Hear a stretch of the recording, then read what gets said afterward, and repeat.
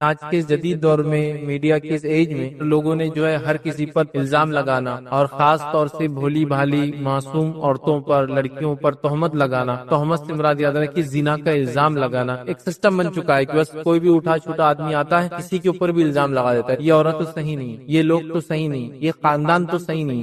یہ بات اتنی کامن ہے، اتنی عام ہے کہ لوگ بس لوگوں کو دیکھ کر ہی الزام لگا دیتے ہیں۔ اب یہ کیسے معلوم کر سکتی ان کی آنکھیں؟ کیا اس کی دلیل ان کے پاس ہوتی ہے؟ کیا ایویڈنس اور پروف ہوتا ہے؟ مطلب کسی نے کم کپڑے پہنا تھا، یہ تو زانی ہوں گئی۔ یہ ایک الزام جو ہوتا ہے نا کہ یہ عورت بچلن ہے، زانیہ ہیں، یہ ہے، تو اس کی اکیلی کی لائف میزریبل نہیں ہوتی، برباد نہیں ہوتی۔ ہسبینڈ ہے، اس کے بچے ہیں، اس کا خاندان ہے، اس کے ننیال ہے، اس کے ددیال ہے، کتنا ہوتا ہے۔ تو کوئی بھی انسان کسی پہ زنا کا الزام لگائے تو 4 گواہ کے بغیر یہ بات ہو ہی نہیں سکتی۔ اب اللہ کیا فرماتا سنیے، جو لوگ پاک دامن عورتوں پر تہمت لگائے پھر 4 گواہ لے کر نہ آئے تو ان کو 80 کوڑے مارو، دشمنی نکالنے کے لیے، حسد کی وجہ سے۔ بہت خوبصورت لڑکیاں ہم کو نہیں دے رہے الزام، فلاں چیز وغیرہ بہت آگے جا رہے الزام، حسد یہ ہوتا دشمنی، دوستوں میں جو جھوٹی شیخی بگارنا، اور میرا تو فلاں کے ساتھ چکر میں نے یہ کر لیا، مطلب یہ خود زنا کار اپنے آپ کو بھی ثابت کرتا اور اس لڑکی کو بھی زانیہ ثابت کرتا۔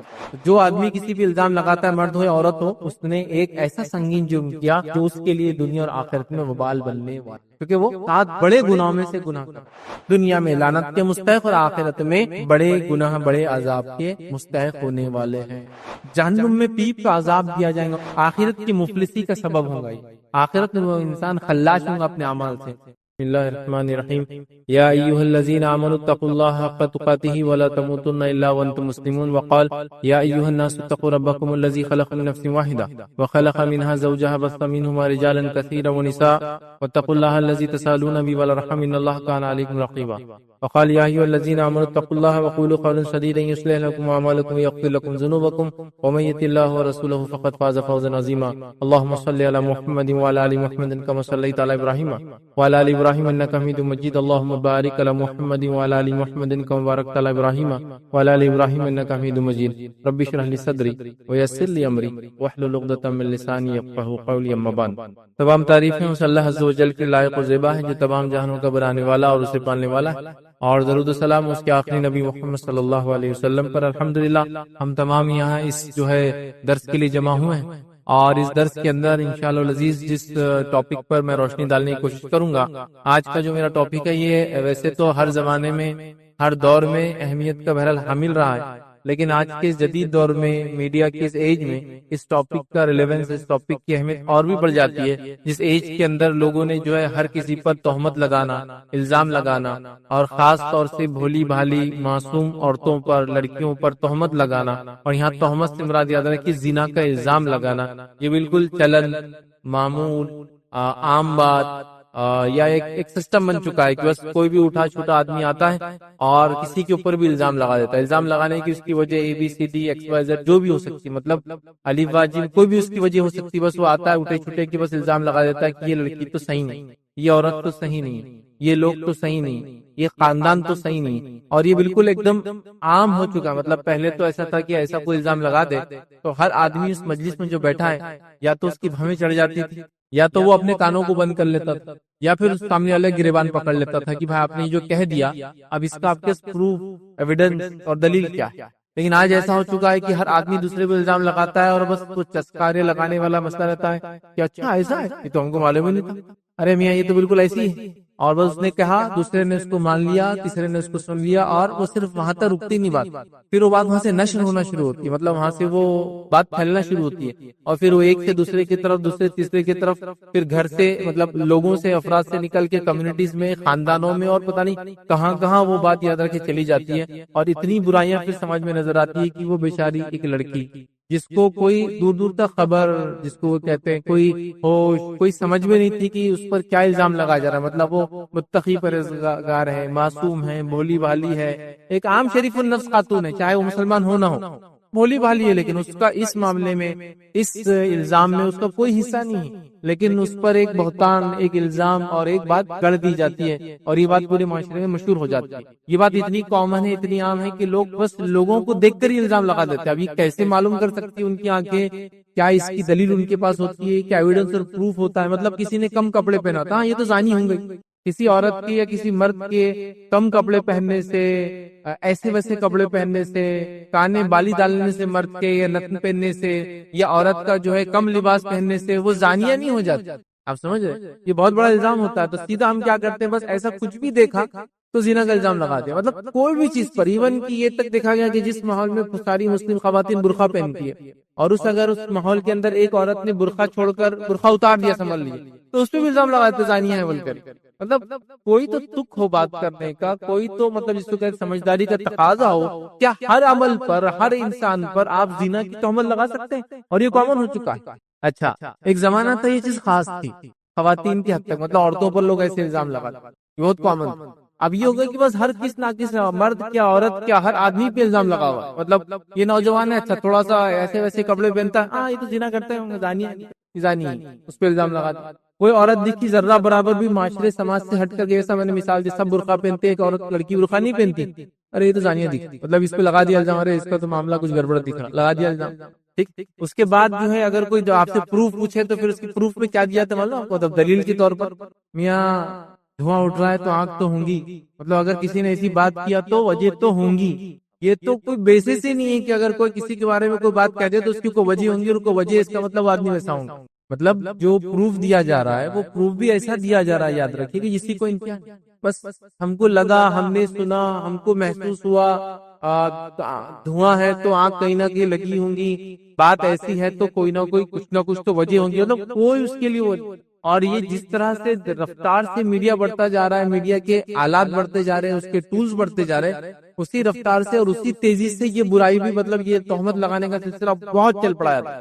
دیکھیں کچھ گناہ تو گناہ ہے ہی اپنے آپ میں، لیکن وہ ایسے گناہ ہوتے ہیں جس سے معصوم لوگوں کو بھی تکلیف. کچھ گناہ تو گناہ ہوتے ہیں جو ذاتی طور سے شخصیت کو برباد کر دیتے، لیکن ایسے بھی کچھ گناہ ہوتے ہیں جو سامنے والے کو برباد کر دیتے ہیں، سماج کو برباد. جیسا سود لے لیجیے، وہ خود انسان کو برباد کرتا ہے لینے والے، اور سماج کو برباد کرتا ہے. یہ الزام لے لیجیے، یہ الزام کی وجہ سے بولنے والا تو گناہگار جہنمی ہوگا اس وجہ سے، لیکن اس کے ساتھ ساتھ وہ معصوم عورت، وہ معصوم لڑکی، اس کا خاندان، اس کے گھر والے، اس کے رشتہ دار، وہ سب بدنام ہو جاتے ہیں. مطلب یہ ایسا گناہ ہے جو تہمت لگانے کا، زنا کا الزام لگانے کا، جس میں ایک فرد شامل نہیں ہوتا، اس کے اندر کئی گھرانے اور کئی خاندان متاثر ہوتے ہیں. اور کچھ لوگوں کے لیے یہ الزام اتنا سنگین ہوتا ہے، اتنا خطرناک ہوتا ہے، اتنا بڑا ہوتا ہے، اتنا زیادہ ہوتا ہے کہ وہ اس کو جھیل نہیں پاتے. لیکن اگر وہ اس کو جھیل نہیں پاتے تو میری ان لوگوں سے اپیل ہے کہ ایسے الزام لوگوں پہ لگتے رہیں، اچھے لوگوں پر، لیکن اس وجہ سے کوئی بھی انسان، مرد ہو یا عورت ہو، کوئی غلط قدم نہیں اٹھانا چاہیے. مطلب سامنے والا آپ پر الزام لگا ہے اور آپ غلط قدم اٹھا رہے ہیں، کبھی بھی صحیح نہیں یاد رکھنا. اور ایسے الزام بڑے بڑے لوگوں پہ لگے، بڑے بڑے لوگوں پہ لگے. میں اگر مثال دوں تو ایک نبی پر یہ الزام لگا کہ زنا کا الزام لگا، اور وہ کون؟ زنا نہیں بلکہ زنا بالجبر کا الزام لگا، ریپ کا الزام لگایا گا. اور یہ تو یوسف علیہ السلام، کچھ نہیں کیا آپ نے، معصوم ہیں آپ. ایک عورت کی نظر ان پہ خراب ہوئی، اس نے ان کی پاک دامنی خراب کرنے کی کوشش کی، وہ ان کے پیچھے پڑی رہی، وہ اس سے بچ کر بھاگے، اور وہ الزام سے بچے بھی. ان کے خود اس کے گھر سے ایک آدمی نے گواہی دی کہ اگر شرٹ پیچھے سے پھٹا یوسف کا تو عورت ذمہ دار ہے، اور اگر آگے سے ہے تو یوسف ذمہ دار ہے. ظاہر سی بات ہے، ایک دم نیچرل ہے. کوئی آدمی کسی پہ اٹیک کرے گا تو سامنے والا ڈیفینس میں اس کے کپڑوں کو کرے گا. یہاں یوسف علیہ السلام کا پیچھے سے کرتا پھٹا، اس لیے کہ اس نے پکڑ کے کھینچا پیچھے سے، وہ بھاگ رہے. اس کا مطلب دور گواہی دے دی گئی، لیکن چونکہ عزیز مصر بدنام ہو گئی، آس پاس کی عورتوں نے بولنا شروع کر دیا، اس نے تو اپنے غلام پہ نظر ڈالی. اس نے کیا کیا، سب لوگوں بلایا، پورا واقعہ آپ سب جانتے ہیں. اور یوسف علیہ السلام نے دعا کی کہ اللہ یہ جیل جانا بہتر ہے مجھے، یہ جو جس چیز کی دعوت دے رہے ہیں. تو ایک شخص، ایک نبی، اس الزام کے اندر معصوم ہونے کے باوجود بھی انہوں نے سزا، سمجھ رہے ہیں. تو یہ الزام لگتے رہے لوگوں پر، لیکن یہ الزام لگنے سے کوئی بھی مرد اور کوئی بھی عورت، یہ مرد کا ایگزامپل ہوگا یوسف علیہ السلام، عورت کا ایگزامپل ہے تو مائی عائشہ رضی اللہ عنہا، ان پر بھی الزام لگا، یہ بہتان لگایا گیا. سارا آپ لوگ جانتے ہیں واقعہ عفق کا. پڑھ لیجیے سورہ نور کی آیت 11 کبھی سے آپ کو پڑھے تفسیر یہ اس کے شان نزول پڑھ لیجیے، اس کی تفصیلات پڑھ لیجیے، آپ کو سمجھ. یہاں خاتون کا مسئلہ ہے، کتنے پریشان ہو گئے. نبی اکرم صلی اللہ علیہ وسلم کی بیوی ہے تو لوگوں نے، آپ دیکھ رہے کسی کو نہیں چھوڑا، نبی کو نہیں چھوڑا، نبی کی بیوی کو نہیں چھوڑا، امہات المومنین کے اندر کسی کو، مطلب جس کو موقع ملا ہر دور میں منافقین نے، کافروں نے الزام لگایا. اب اندازہ لگائیے ابوبکر کے خاندان پہ کیا گزری ہوں گی، خود مائی عائشہ پر کیا گزری ہوں گی، خود نبی اکرم صلی اللہ علیہ وسلم کیا حال ہوا ہوں گا. یہ ایک الزام جو ہوتا ہے نا پاک دامنی کے خلاف، جو آپ لگا دیتے کسی کے کہ یہ عورت بچلن ہے، زانیہ ہے، یہ ہے، تو اس کی اکیلی کی لائف میزریبل نہیں ہوتی، برباد نہیں ہوتی. اس کی لائف، اس کے ریلیٹڈ رشتہ، ہسبینڈ ہے، وائف ہے، تو اس کے بچے ہیں، اس کا خاندان ہے، اس کے ننیال ہے، اس کے ددیال ہے، کتنا ہوتا ہے. میں تو لوگوں کو دیکھا اپنی عزت کے لیے یہاں تک وہ پریشان ہوتے ہیں کہ اگر کسی ایک لڑکی نے یا لڑکے نے کسی علاقے میں جا کے افیئر کر لیا اور اگر وہ بات معلوم ہو گئی تو میں نے دیکھا اگر وہ کسی دور دراز علاقے سے آئے ہیں کسی دوسرے علاقے میں کمانے کے لیے آئے ہیں تو میں نے دیکھا وہ پورا کا پورا محلہ اور بستی خالی کر کے چلے جاتے ہیں شرم کے مارے کہ ہمارے خاندان کے بچے اور بچی نے کیا کر دیا پورا. ہم چھوٹے تھے مجھے اچھے سے یاد ہے ایک دن ہم اٹھے تو کچھ ایک نارتھ انڈیا کے کچھ لوگ جاب سلسلے میں یہاں کام کے آئے تھے تجارت اور کافی بڑا خاندان 15-20 فیملیز رہتی تھی. اچانک ایک دن صبح اٹھے چھوٹے سے دیکھ رہے سب پورے ارے کہاں چلے گئے کچھ لوگ اٹھا رہے سامان کچھ لوگ اٹھا تو کہا ایک لڑکی کے اوپر ان کے کسی نے جو ہے زنا کا نہیں لیکن ایک یہ عشق مزاجی کا افیئر کا الزام لگا تو ان کو وہ برداشت نہیں ہوا پورا محلہ خالی کر کے بیچارے کسی دوسری جگہ منتقل ہو گئے. تو صرف ایک خاندان کو فرق نہیں پڑا پوری ایک کمیونٹی کے 15 خاندان وہ چھوڑ کے چلے گئے. کیوں؟ صرف وہ بچی پہ الزام لگنے گئے کیونکہ ان کو معلوم اگر یہ الزام باقی رہا تو اس بچی کی زندگی بھی خراب ہوگی. اگر وہاں سے نہیں نکلے تو دوسرے بچیوں کو بھی کوئی بہائیں گا نہیں کیا بول کر کہ ان کے خاندان اور یہ قبیلے کے لوگ تو ایسا ایسا کام کرتے ہیں. تو وہ پورے بیچارے کیا بولیں گے اپنا علاقہ چھوڑ کے بہت دور جا کے مطلب پتہ نہیں کتنے دور یہ شہر کے علاقے میں تھے سمجھو سٹی میں تو جا کے ایک کونے میں پڑ گئے. وہاں بھی سکون نہیں آتا بولے سب بڑھ جاؤ ادھر ادھر. میں تو چاہوں گا ساری بچیوں کا مسئلہ ہو. تو آپ دیکھ رہے ایک زنا کا الزام کیا کچھ کر دیتا ہے کتنا نقصان ایک سماج کو ایک فرد کو تو ہوتا ہے. تو زنا کا الزام کسی پہ لگانا یہ وہ جرم وہ گناہ ہے جو گناہ اس انسان کو جو لگاتا ہے اس کو برباد کرتا ہے اور جس پہ لگتا ہے جس کے اطراف میں لوگ برباد ہوتے ہیں. لیکن میری یہ اپیل ہے کہ کوئی بھی انسان ایسے الزام کے چکر میں اس پہ جھوٹا الزام لگایا جائے تو وہ کوئی غلط قدم کبھی نہ اٹھائے. میں نے اگر کوئی مرد ہو تو یوسف علیہ السلام مثال ہے کہ اللہ تعالیٰ نے کیسا بری کیا ان کو کہ جہاں الزام میں گئے جیل کے اندر نکل کر آئے تو پھر وزیر بن گئے. خزائن الارض کے زمین سے جو مادے اس زمانے میں نکلتے تھے آج تو کئی منسٹریاں ہیں لیکن جب ایک ہی منسٹری تھی زمین سے نکل اناج ہو معدنیات ہو منرلز ہو سب کے لیے ایک ہی منسٹر ہوتا تھا. تو خزائن الارض ان کو بنا دیا گیا مطلب زمین سے نکلنے والے مادوں کے وہ لیڈر مطلب منسٹر بن گئے اس زمانے میں. جو بھی اس زمانے میں جو حکومت ہوا کرتی تھی مصر فرعونی نہیں تھے اس سے پہلے کی جو بھی حکومت سمجھ رہے.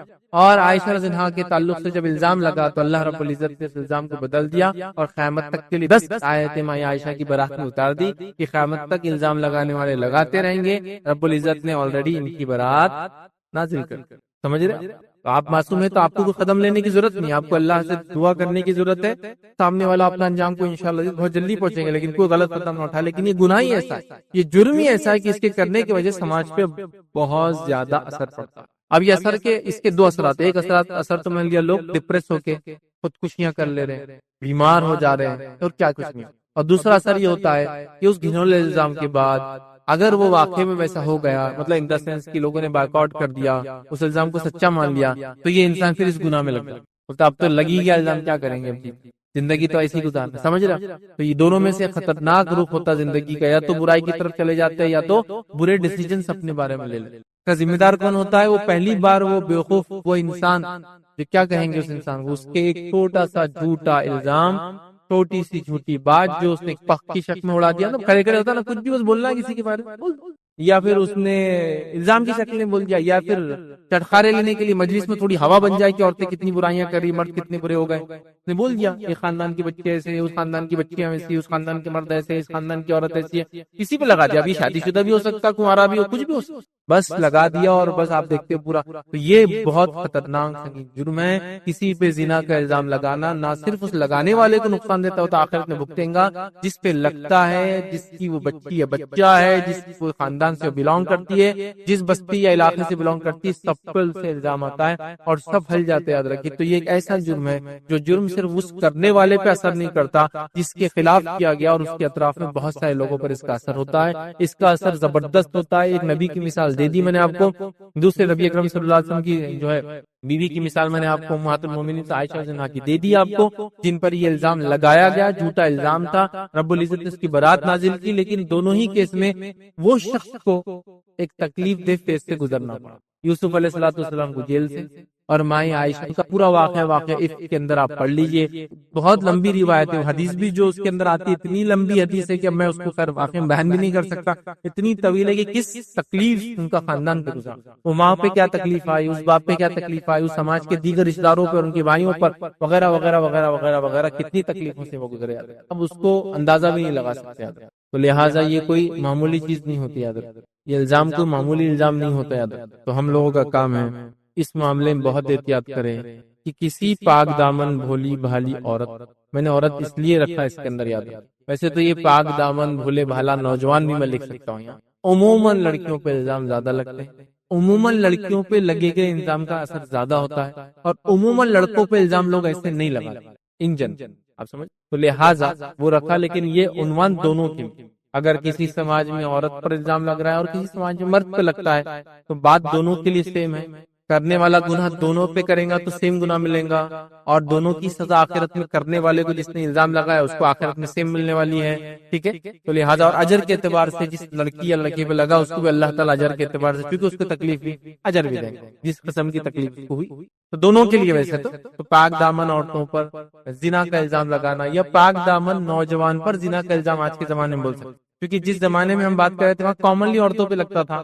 آج سب پہ لگایا جائے، بس تھوڑا بھی کسی سے فحش مطلب ہٹ کر ہے وہ سماج سے تو بولیے زانی ہوگا، لوگ انداز، لوگ چال سے ڈھال سے بات چیت سے کپڑوں سے علاقوں سے لگا لیتے اندازہ یہ زانیہ ہے اور یہ جو ہے زناکار عورت ہے یا مرد، مطلب یہ کیسے ہو سکتا ہے، مجھے بہت امیزنگ سچویشن نہیں ہے، تعجب والی بات ہے، اور امت مسلمہ بھی جس کو بولیں گے اس روش میں بہہ گئی، ویسے تو ایک بحران جس کو بولتے ہیں نا ایک باڑھ آئی کی برائی، لیکن اس باڑھ کے اندر اور ہم لوگ بھی شامل ہیں کہ کھڑے رہنے والوں کو بھی دھکا دے کے اس میں ہم گرا رہے ہیں، ایسے الزام کے شکل، مطلب ایک تو ہے برائی میں باڑھ ہے لوگ بہہ کے جا رہے ہیں، اور ہم لوگوں کے الزام سے ہم بھی ایک طرح سے دھکا دے رہے ہیں ان کو اس پانی میں، تم بھی جاؤ گرو کہ تم کھڑے ہیں عزت کے ساتھ، یا تو میں نے کہا نا ایک تو ڈپریس ہو کے کوئی قدم اٹھا لے گا یا تو پھر برائی کی طرف چل جائیں گے، بہت کم ہی لوگ جو سینسیبل ڈیسیجن لے کے ٹک سکے، سمجھے، تو اس بات کو سمجھنے کی ضرورت ہے، لیکن جس پہ بھی الزام لگے وہ صبر کرے اور تحمل رکھے اور اپنی زندگی گزارتے جائیں، رب العزت اس معاملے میں بہت جلدی نتیجہ لا کر آپ کو اس کا بتا دیں گا کہ الزام لگانے والوں کا کیا حال اور کیا نتیجہ ہوا، اس بات کو ہم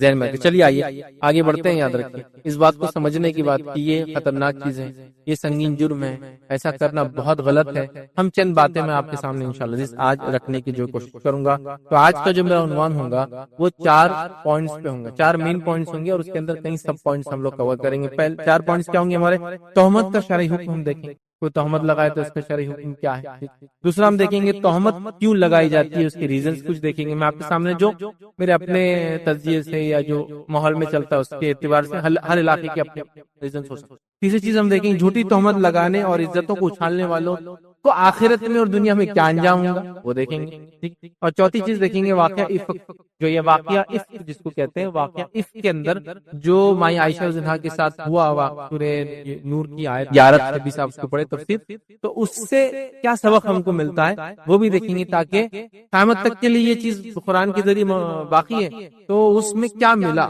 مطلب اس واقعے کے بعد اللہ رب العزت نے جوابی کاروائی کیسے کی اور کیا بتایا وہ دیکھیں گے، تاکہ اگر کسی پہ اللہ نہ کرے ایسا الزام لگاؤ تو اس کے لیے یہ چیزیں باقی رہتی ہے، اس کو اس واقعے سے کیا کیا نصیحتیں ملتی ہے، سامنے والے کو تو کیا ہوگا وہ تو پہلے رکھ دیں گے، لیکن اس سے جس پہ لگا اس نے کیا کرنا چاہیے، اس کو کیا اس کے بھی بینیفٹس تھے وہ بھی ہم دیکھیں گے، اس لیے کہ کوئی بھی چیز دنیا میں ایسی نہیں ہے جو خیر سے خالی ہو، حالانکہ کبھی کبھار ظاہر بہت شر نظر آتا ہے۔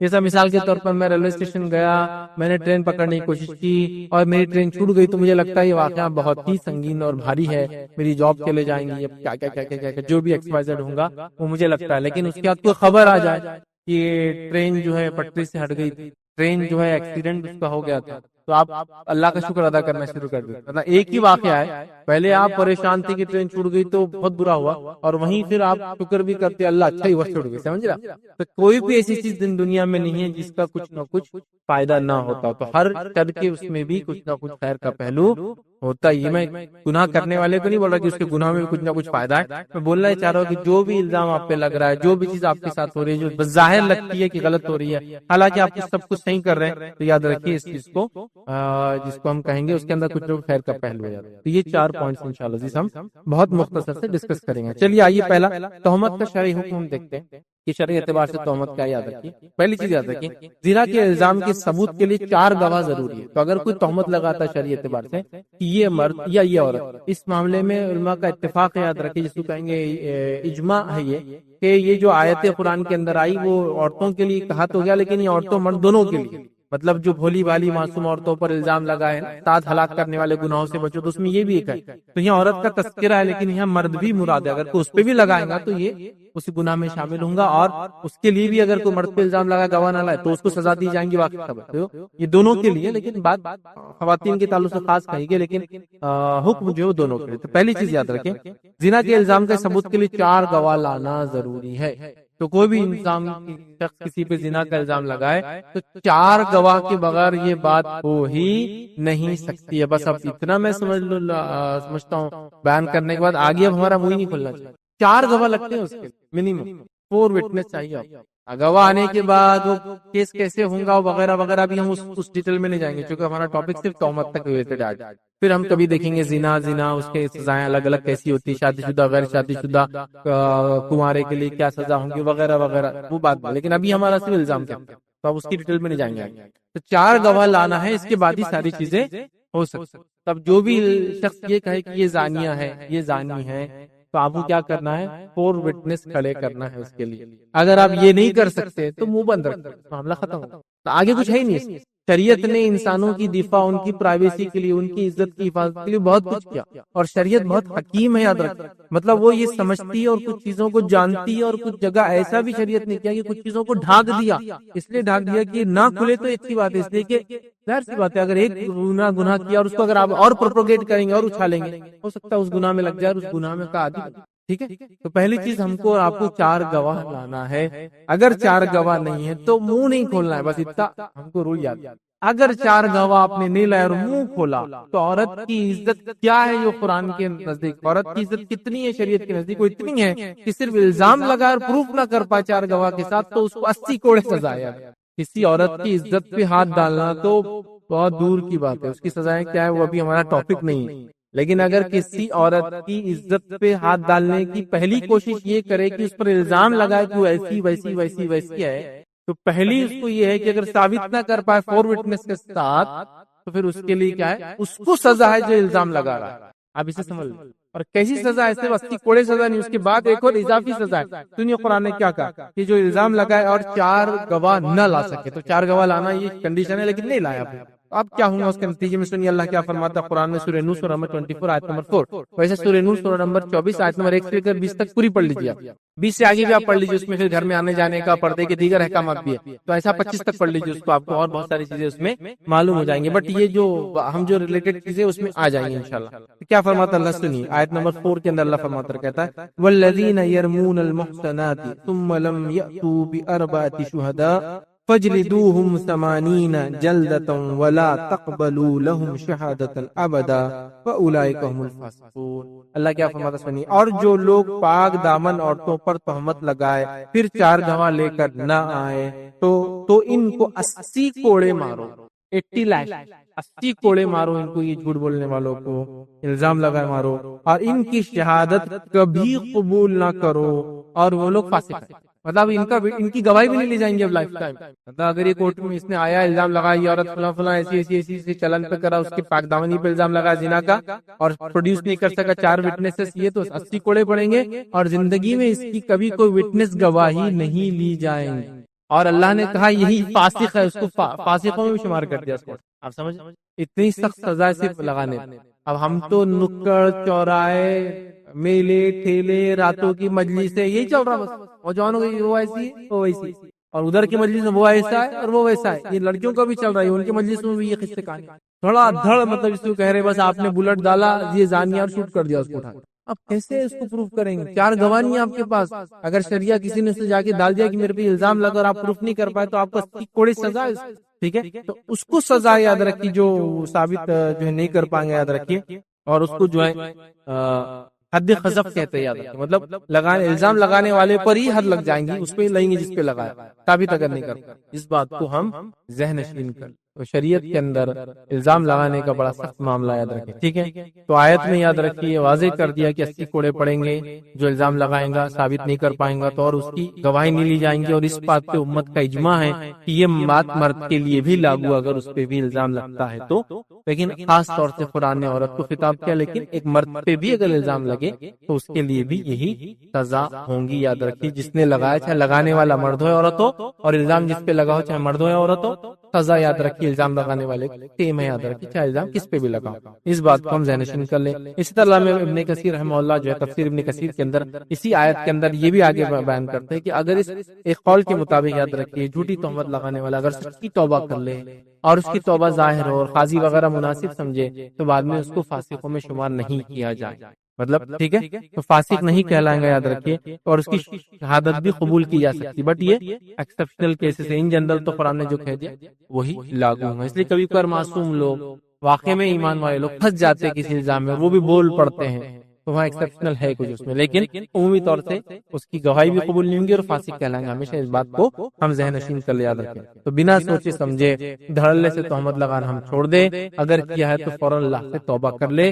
اور آگے کبھی بھی ایسی کوئی کام غلطی ہم سے ہونے نہ پائے، اس کا خیال رکھیں۔ دوسری چیز اس پہ جو یاد رکھیں گے وہ یہ ہے، اگر شوہر اپنی بیوی پر اس چیز کا الزام لگا دے تو یہ تو ایک عام ایکسپازیٹ نے ABC پہ الزام لگا دیا، ابھی شوہر اپنی بیوی پہ الزام لگا رہا، تو یہاں قرآن کیا کہتا ہے وہ بھی سن لے یاد رکھے۔ ایسی صورت کے اندر یاد رکھ کیا ہوگا، اور جو لوگ اپنی بیویوں پر الزام لگائے اور ان کے پاس خود ان کے اپنے سوا دوسرے کوئی گواہ نہ ہو، مطلب وہ شوہری گواہ بول رہا میری بیوی نے ایسا کیا نہ ہو، تو الزام لگانے والے شوہر کی شہادت یہ ہے کہ وہ 4 مرتبہ اللہ کی قسم کھا کر گواہی دے کہ وہ اپنے الزام میں سچا ہے، 4 بار اللہ کی قسم کھا کر کہے کہ میں اپنے الزام میں سچا ہوں جو میں نے اپنی بیوی پہ لگایا، اور 5ویں بار کہے کہ اس پر اللہ کی لعنت ہو اگر وہ الزام میں جھوٹا ہے، اللہ اگر اسے جھوٹا الزام لگایا تو مجھ پہ لعنت۔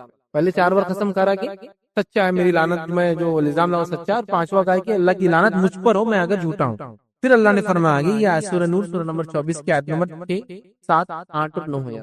پھر اللہ نے فرمایا اور عورت سے سزا اس طرح ٹل سکتی ہے کہ وہ 4 مرتبہ اللہ کی قسم کھا کر، مطلب شوہر نے الزام لگایا اس نے قسم کھا لی، مطلب ٹوٹل 5 ہو، 4 اس کے خلاف 1 اپنے خلاف، اور پھر عورت کیا کریں گی، وہ بھی 4 مرتبہ اللہ کی قسم کھا کر شہادت دے کہ یہ شخص اپنے الزام میں جھوٹا ہے جو میرے پہ الزام لگا رہا ہے، اور 5ویں مرتبہ کہے کہ اس بندی پر اللہ کا غضب ٹوٹے اگر شوہر اپنے الزام میں سچا ہے۔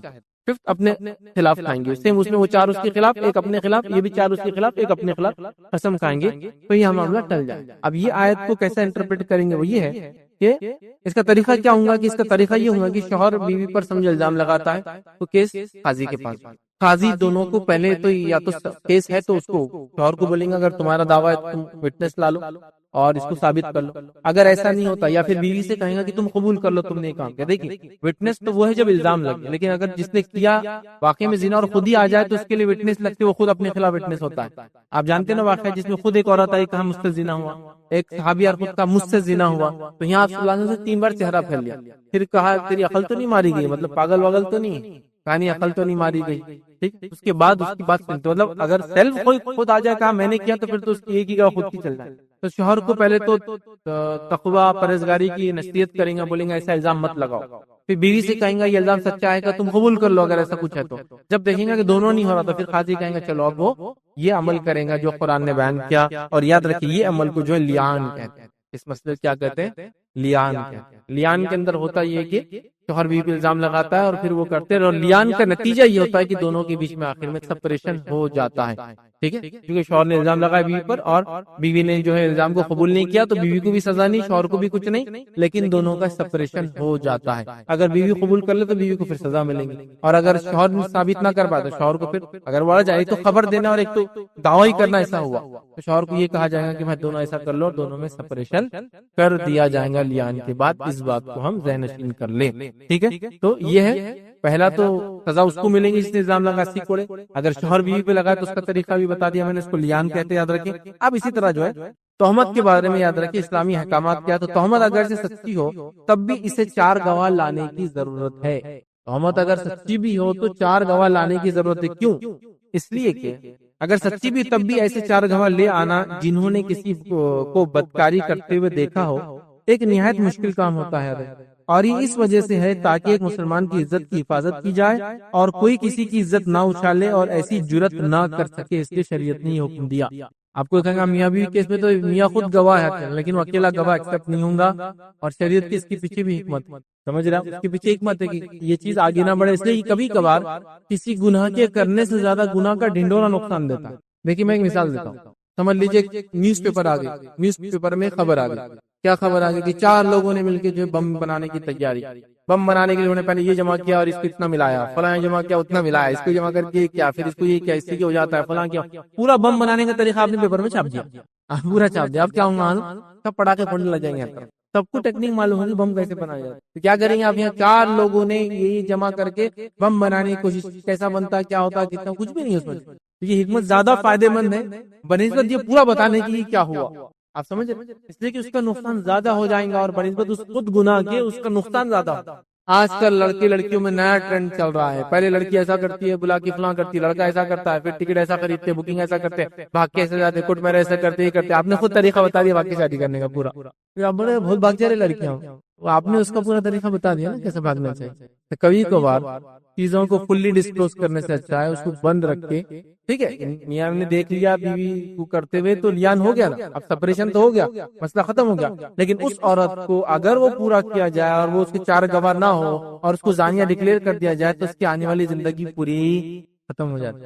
ہو سکتا ہے آنے والی زندگی میں اس کو ایسا آدمی ملے جس پر ایسا الزام لگا ہو، دونوں شادی کر.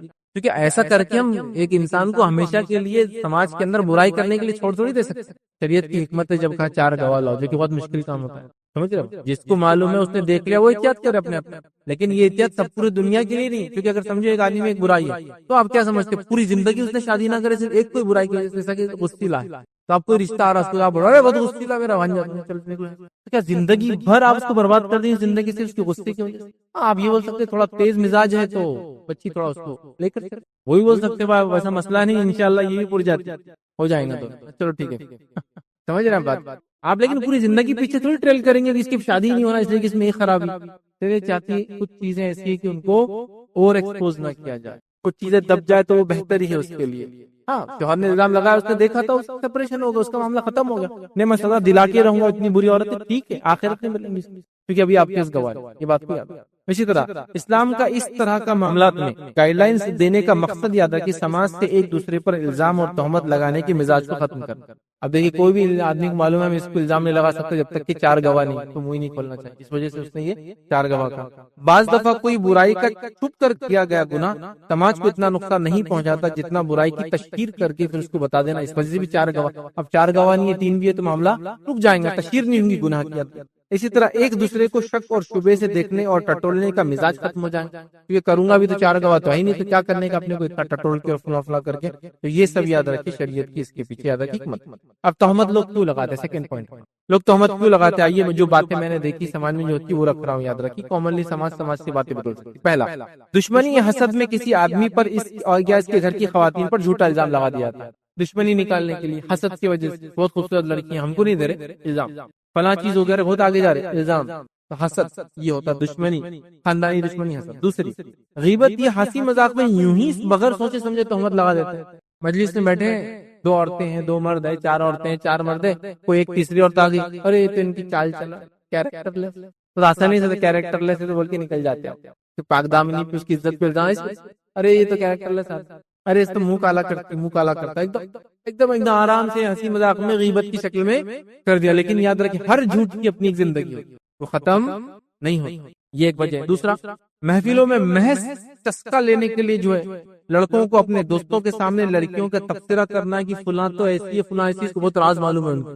اور وہی لڑکیوں کے گروپ میں ان کو بتانے کے لیے کہ لڑکوں کے بہت راز لڑکی کو معلوم ہے، بس چسکا لینے بولتے ہیں، بگ دیا بولتے کسی. سب بیٹھے ایک دم بہت اچھی بات چل رہی، کیا اچھا ماحول ہے، کیا معلوم چنا ہو رہا ہے، لڑکیاں پوری زانیاں ہو گئی. ارے دیکھو ایسا معلوم تو یہ اپنے آپ کو بڑا بتانے بگ دیا.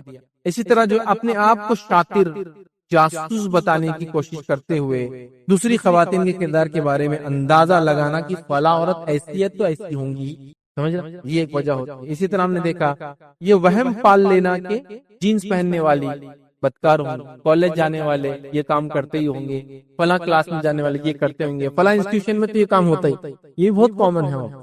یہ جینس پہن لے رہی، اس نے برقع اتار دی، وہ کالج میں ہے، یہ کالج میں تو یہ تو ہوتا ہی میاں، تو زانیہ تو ہی گئیں گی، اب تک الزام لگا دیا. اسی طرح حسن ظن، دوسروں سے متعلق جو اچھا خیال چھوڑ کر جہاں کوئی تھوڑی بہت بھی بدگمانی ملے ہاں فوراً آپ کر لیتے ہیں لوگ، یہ ایک وجہ ہوتی ہے. اسی طرح جو ہے گالی گلوچ میں کسی کی جو ہے بدکار بول دینا، فاحشہ بول دینا، لڑائی کے اندر بول دینا فاحش ہے، تم تو تمہارا خاندان پورا فاحش ہے، تم تو حرامی اولادیں ہیں پوری فلاں ہے، بس لڑائی جھگڑے میں آپ نے کسی پر اٹھا کے الزام لگا دیا کہ وہ بدکار ہے، ان کا خاندان بدکار ہے، وہ بدکار مطلب اولادیں جو ہے جائز اولادیں نہیں ہیں تم باپ کی، بس یہ الزام لگا دیا جاتا ہے۔ اسی طرح جو ہے دوستوں میں جو ہے جھوٹی شیخی بگاڑنا، اور میرا تو فلاں کے ساتھ چکر ہے میں نے یہ کر لیا، مطلب یہ خود زنا کار اپنے آپ کو بھی ثابت کرتا اور اس لڑکی کو بھی زانیہ ثابت کرتا، خود ہی یہ ثابت کر رہا، کرا کچھ بھی نہیں، لیکن زنا کا یہ کرتا، خود پہ بھی زنا کا الزام ڈالتا اور سامنے والے بھی ڈالتا کہ میرا دوست افیئر ہے، میں تو زنا کر رہا ہوں، تو گویا اپنے کیریکٹر کو بھی خراب کرتا اور دوسروں کے کیریکٹر کو بھی مسخ کرتا ہے اس کے اندر۔ یہ بھی ایک یاد رکھیے بڑی اہم وجہ ہے کہ حالانکہ حقیقت میں ایسا کچھ بھی نہیں ہوا ہوتا، لیکن وہ خود پہ بھی الزام لگاتا اور اس لڑکی پہ بھی الزام لگا دیتا۔ اسی طرح ہر جھوٹی سچی خبر کو واٹس ایپ وغیرہ پہ فارورڈ کر کے یہ زانیہ ہے، فلاں کیریکٹر ایسے، خاندان کے لوگ ایسے، وہ علاقے کے لوگ ایسے، وہ بستی کے لوگ ایسے، وہ قوم ایسی، وہ فلاں ایسے، لوگ لگاتے اچھا انہوں امریکہ گئے تو کر کے چاہے ہوں گے، یورپ گئے تو زانی ہو گئے ہوں گے، ان کی بچی تو وہاں پڑھ رہی تو اس کا مطلب زنا تو کی ہوں گی اس نے، امریکہ میں کوئی اس کے بغیر تھوڑی رہتا فلاں، حوالے سے آپ ایک کے بعد ایک الزام لگاتے چلے جا رہے، یاد رکھیے۔ اسی طرح بعض عورتوں کا شہرت کے لیے مشہور مردوں پر بھی الزام لگا دیتے، ایسا مرد بھی کر رہا ہے کہ میرا تو اس سے افیئر ہے، میں نے زنا، تو بعض عورتوں کا بھی مشہور لوگوں کے خلاف الزام لگا دینا، یہ بہت کامن دیکھا۔ یوسف علیہ السلام اس کی ایک جیتی جاگتی مثال ہے جو قرآن نے دیا، ٹھیک ہے، تو مشہور مردوں کے اوپر جو ہے زنا کا جو الزام لگا دینا یا ان کو بدنام کرنا، یہ بھی کامنلی دیکھا جاتا ہے، ٹھیک ہے، تو یہ وجہ تھی۔ تھرڈ پوائنٹ آج ہم دیکھیں گے، یاد رکھیں، جھوٹی تہمت لگانے والوں کو دنیا اور آخرت میں کیا ہو، اس کا انجام یاد وہ دیکھیں، ٹھیک ہے۔ تھرڈ پوائنٹ ہمارا ہے، اس میں جو باتیں ہم دیکھیں گے انشاءاللہ وہ ہے، پہلا یاد رکھیں یہ ہلاک کر دینے والا گناہ، اور اس کے تعلق سے بخاری کی روایت ہے، نبی اکرم صلی اللہ علیہ وسلم فرمایا 7 ہلاک کر دینے والے گناہوں سے بچو، کہ وہ ہلاک کر دینے والے گناہوں میں سے گناہ پاک دامن بھولی بھالی ایمان والی عورتوں پر تہمت لگانا۔ جو آدمی کسی بھی الزام لگاتا ہے، مرد ہو یا عورت ہو، لگانے جس پہ الزام لگا وہ مرد ہو یا عورت ہو، اس نے ایک ایسا سنگین جرم کیا جو اس کے لیے دنیا اور آخرت میں وبال بننے والا، کیونکہ وہ 7 بڑے گناہوں میں سے گناہ کا۔ دوسرا کیا ہوگا یاد رکھ، دنیا اور آخرت میں اس پہ لعنت۔ اللہ رب العزت نے قرآن میں کیا فرمایا دیکھیے، سورہ نور سورہ نمبر 24 آیت 23 جو لوگ پاک دامن بے خبر مومنہ عورتوں پر تہمت لگاتے ہیں، ان پر دنیا اور آخرت میں لعنت کی گئی ہے اور ان کے لیے بڑا عذاب ہے۔ دنیا میں لعنت، آخرت میں لعنت، اور آخرت کے لیے بڑا عذاب ان کے لیے ریڈی ہے۔ کون لوگوں کے لیے ریڈی ہے؟ یہ جو پاک دامن بھولی بھالی عورتوں پر مومنہ الزام لگاتے ہیں، دنیا میں لعنت کے مستحق اور آخرت میں بڑے گناہ بڑے عذاب کے مستحق ہونے والے ہیں۔ تیسرا کیا ہوگا؟ جہنم میں پیپ کا عذاب دیا جائے گا ان لوگوں کے لیے دنیا میں، یہ مرد عورت دونوں کے لیے الزام پہ، لیکن آیت میں اللہ نے عورتوں کے لیے کہا کیونکہ کامنلی ان پہ لگ رہا تھا، لیکن مرد بھی اس پہ شامل ہے۔ یہ علماء کی رائے میں بالکل موجود ہے کہ ساروں نے یہ کہا کہ اس میں اگر کوئی بولے والے مرد پہ بھی لگائے تو سیم گناہ، سیم سزا اور سیم چیز۔ چلیے، جہنم میں پیپ کا عذاب ہے، روایت دیکھیے ابو داؤد کی، اور عبداللہ بن عمر رضی اللہ عنہ فرماتے ہیں، روایت کرتے ہیں کہ نبی اکرم صلی اللہ علیہ وسلم فرمایا، جس نے مومن پر ایسے جرم کا الزام لگایا جو اس نے نہیں کیا تھا، تو اس نے وہ الزام لگایا اس نے کیا ہی نہیں تھا، تو اس الزام لگانے والے کو جو ہے جہنمیوں کے پیپ کا گڑھے میں روک لیا جائے گا حتیٰ کہ وہ اپنے گناہوں کی سزا بھگتے، مطلب جہنمیوں کا جو خون اور پیپ جس گڑھے میں جمع ہوگا اس انسان کو اس کے اندر روک دیا جائے گا، وہ اس کے اندر رہے گا حتیٰ کہ وہ اس گناہ سے پھر وہ دھل جائے اور وہ گناہ سے صاف ہو کر، تو جہنمیوں کے پیپ کے اندر وہ انسان اپنا وقت گزارے گا آخرت میں جو، اور یہ سب عذاب یاد رکھیے آنکھ کے اندر ہے، جہنم کے جتنے عذاب ہے وہ سب آگ میں، آگ میں خون کی ندی، آگ میں فلاں، آگ میں آگ کا ہتھوڑا، آگ کے اندر پھر سب گرمی کے اندر کے عذاب ہے، تو یہ پیپ کے اندر رہیں گا ان کے، یہ جب تک کہ اس کو سزا نہ مل جائے جو الزام اس نے دنیا میں لگایا تھا۔ چوتھی بات جو ہم کو ملتی ہے، آخرت کی مفلسی کا سبب ہوگا، آخرت میں وہ انسان خلاص ہوگا اپنے اعمال سے۔ وہ بڑی مشہور حدیث ہے، مسلم کی روایتیں سن لیجئے، ابو ہریرہ رضی اللہ عنہ فرماتے ہیں نبی اکرم صلی اللہ علیہ وسلم فرمایا، صحابہ رضی اللہ عنہ سے پوچھا جانتے ہو مفلس کون ہے، غریب کون ہے؟ صحابہ نے عرض کیا ہم میں مفلس وہ ہے جس کے پاس روپیہ پیسہ نہ ہو، اسباب نہ ہو۔ آپ صلی اللہ علیہ وسلم فرمایا قیامت کے دن میری امت کا مفلس وہ ہوگا جو نماز روزے اور زکوٰۃ لے کر آئیں گا لیکن اس نے دنیا میں کسی کو گالی دی ہوں گی، کسی پر بدکاری کی تہمت لگائی ہوں گی، بدکاری سے زنا کی تہمت لگائی ہوں گی، کسی کے مال کو کھا لیا ہوں گا بے جا حرام طریقے سے، یا اس کا مطلب ہے کسی کا خون کیا ہوں گا، ٹھیک ہے، کسی کو مارا ہوں گا، پھر ان لوگوں کو یعنی جن کو اس نے دنیا میں ستایا تھا اس کی نیکیاں دے دی جائیں گی۔ اگر اس کی نیکیاں مظلوموں کے حقوق ادا کرنے میں کم پڑ جائے تو مظلوموں کے گناہ جس پہ ساتھ کیا تھا ان کے گناہ اٹھا کے اس کے سر پہ ڈال دیں، یہ آخرت کا مفلس، تو وہ مفلس ہو جاتا ہے جو ایسے الزام لگاتا ہے۔ اب گناہ جتنا بڑا، اب یہ حدیث میں تو صرف ہے بدکاری کا الزام لگایا ہوگا، سے پہلی والی حدیث کامن، کوئی بھی الزام لگایا تھا، لیکن الزام کی انٹینسٹی جتنی بڑھیں گی عذاب اتنا شدید۔ اسی طرح جو ہے ایسے لوگوں کو جہنم میں ملنے والی بھیانک ایک سزا اور ہے، وہ کیا ہے سن لیجیے، سنن ابو داؤد کی روایت ہے، انس بن مالک رضی اللہ عنہ فرماتے ہیں نبی اکرم صلی اللہ علیہ وسلم فرمایا معراج کے موقع پر میرا گزر ایسے لوگوں سے ہوا جن کے ناخن تانبے کے تھے ناخن، اور وہ ان سے اپنے سینے کو نوچ رہے تھے۔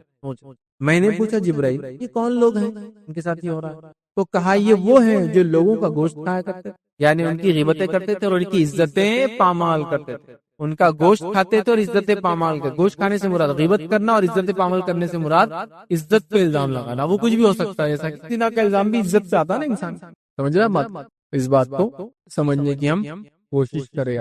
تو یہ سزائیں ہیں یاد رکھیے کچھ جو قرآن اور سنت میں، اور بہت ساری ہیں، ابھی اتنا ٹائم نہیں، میں نے جو آپ کے سامنے یاد رکھی، جو سزائیں آپ کے سامنے رکھی تقریباً ہم نے 5 سزائیں دیکھی، اور بھی سزائیں یاد رکھی، لہٰذا اس جرم سے، اس سنگین الزام لگانے سے ہمیں بہت بہت بچنا چاہیے۔ آئیے آخری آج کا نقطہ جو ہے ہم دیکھیں گے واقعہ جو عفت کے بارے میں کچھ دیکھیں گے، اس سے کیا سبق ہم کو ملتا ہے۔ مائی عائشہ رضی اللہ عنہا پہ جو الزام لگا اس سے ہم کو کیا سبق ملتا ہے؟ یوسف علیہ السلام پہ الزام لگا، اس سے ہم نے کیا دیکھا؟ یوسف علیہ السلام نے صبر کیا، پاک دامنی کو بچانے کے لیے کوشش کی، ان کے لیے آفر تھا، لیکن بعد میں جب سب کے سامنے چلا دیا ان کو تو سبھی جن پہ گرویدہ ہو گیا۔ انہوں نے کہا کہ اللہ ان عورتوں کے ظلم سے میرے کو بچا، اللہ وہ تو غلط وہ کرے۔ تو ہم نے دیکھا انہوں نے اپنے دامن کو، پاک دامنی کو باقی رکھا، جیل گئے، لیکن اس کے بعد زبردست اللہ رب العزت نے اس کا دنیا میں بہترین بدلہ دیا، اور آخرت میں یقیناً ان کے لیے بہترین اجر اس کا ہے یاد رکھا۔ تو اب مائی عائشہ رضی اللہ عنہا پہ بھی یہ الزام لگا، نبی اکرم صلی اللہ علیہ وسلم کی شہید کی بیوی ہے،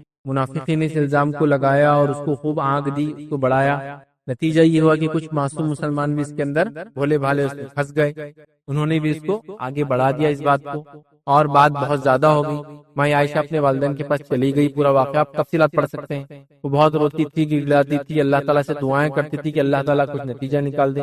ایک لمبا عرصہ اس میں گزر گیا کہ کوئی جواب نہیں ہے اللہ رب العزت کی طرف سے۔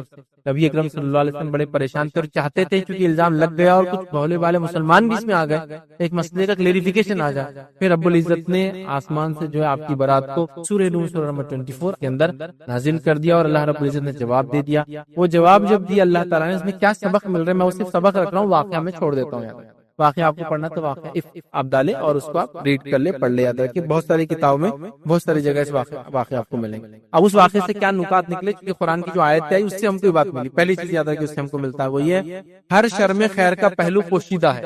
یہ پہلا سبق ہم کو ملتا ہے اس واقعے، ہر شر میں خیر کا پہلو پوشیدہ ہے۔ اس واقعے سے یہ چیز پتہ چلتی ہے، ہر شر میں خیر کا پہلو پوشیدہ، اس واقعے سے یہ بات پتہ چلتی ہے۔ اور یہ بات یاد رکھیے جس کو کہیں گے آپ ہر اس شخص کے تعلق سے دیکھ لیجیے جس پر جھوٹا الزام لگیں گے، اور جھوٹا الزام لگنے کے بعد وہ نکلیں گا، اس شر کے بعد خیر کا پہلو اس کے لیے ویٹ کرتا ہے، چونکہ اس معاملے میں اللہ نے یہ کہا، سنیے اللہ تعالیٰ نے کیا فرمایا تھا، ہر شہر میں خیر کا پہلو ہے۔ یہ جب واقعہ ہوا اس کے بعد اللہ نے کیا آیت نازل کی، سنیے سورہ نور سورہ نمبر 24 آیت 11، اللہ فرماتا ہے ان الذین جاؤوا بالافک عصبۃ منکم لا تحسبوه شرا لکم بل هو خیر لکم۔ اللہ نے فرمایا جو لوگ یہ بہتان عائشہ رضی اللہ عنہا پر جھوٹا الزام گھڑ لائے ہیں وہ تمہارے ہی اندر کا ایک گروہ ہے، مطلب وہ منافقین تھے، اندر کا ایک گروہ ہے، اندر کا ایک گروہ ہے۔ اس واقعے کو اپنے حق میں شر نہ سمجھو بلکہ یہ تمہارے لیے خیر ہی ہے۔ اس واقعے کو تم اپنے لیے شر نہ سمجھو بلکہ اس میں تمہارے لیے خیر ہی ہے۔ تو پہلا سبق ہم کو ملا، ہر شر میں خیر کا پہلو ہے۔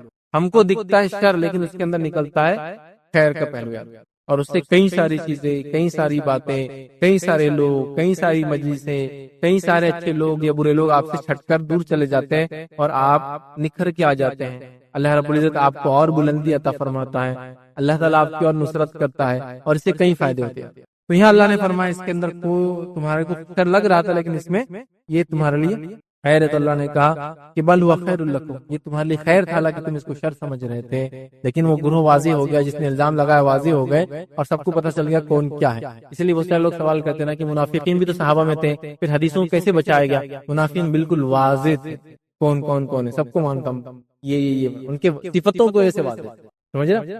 منافقین واضح تھے، اللہ نے واضح کر دیا اس گروہ کو اس واقعے کے، سمجھ رہے بات؟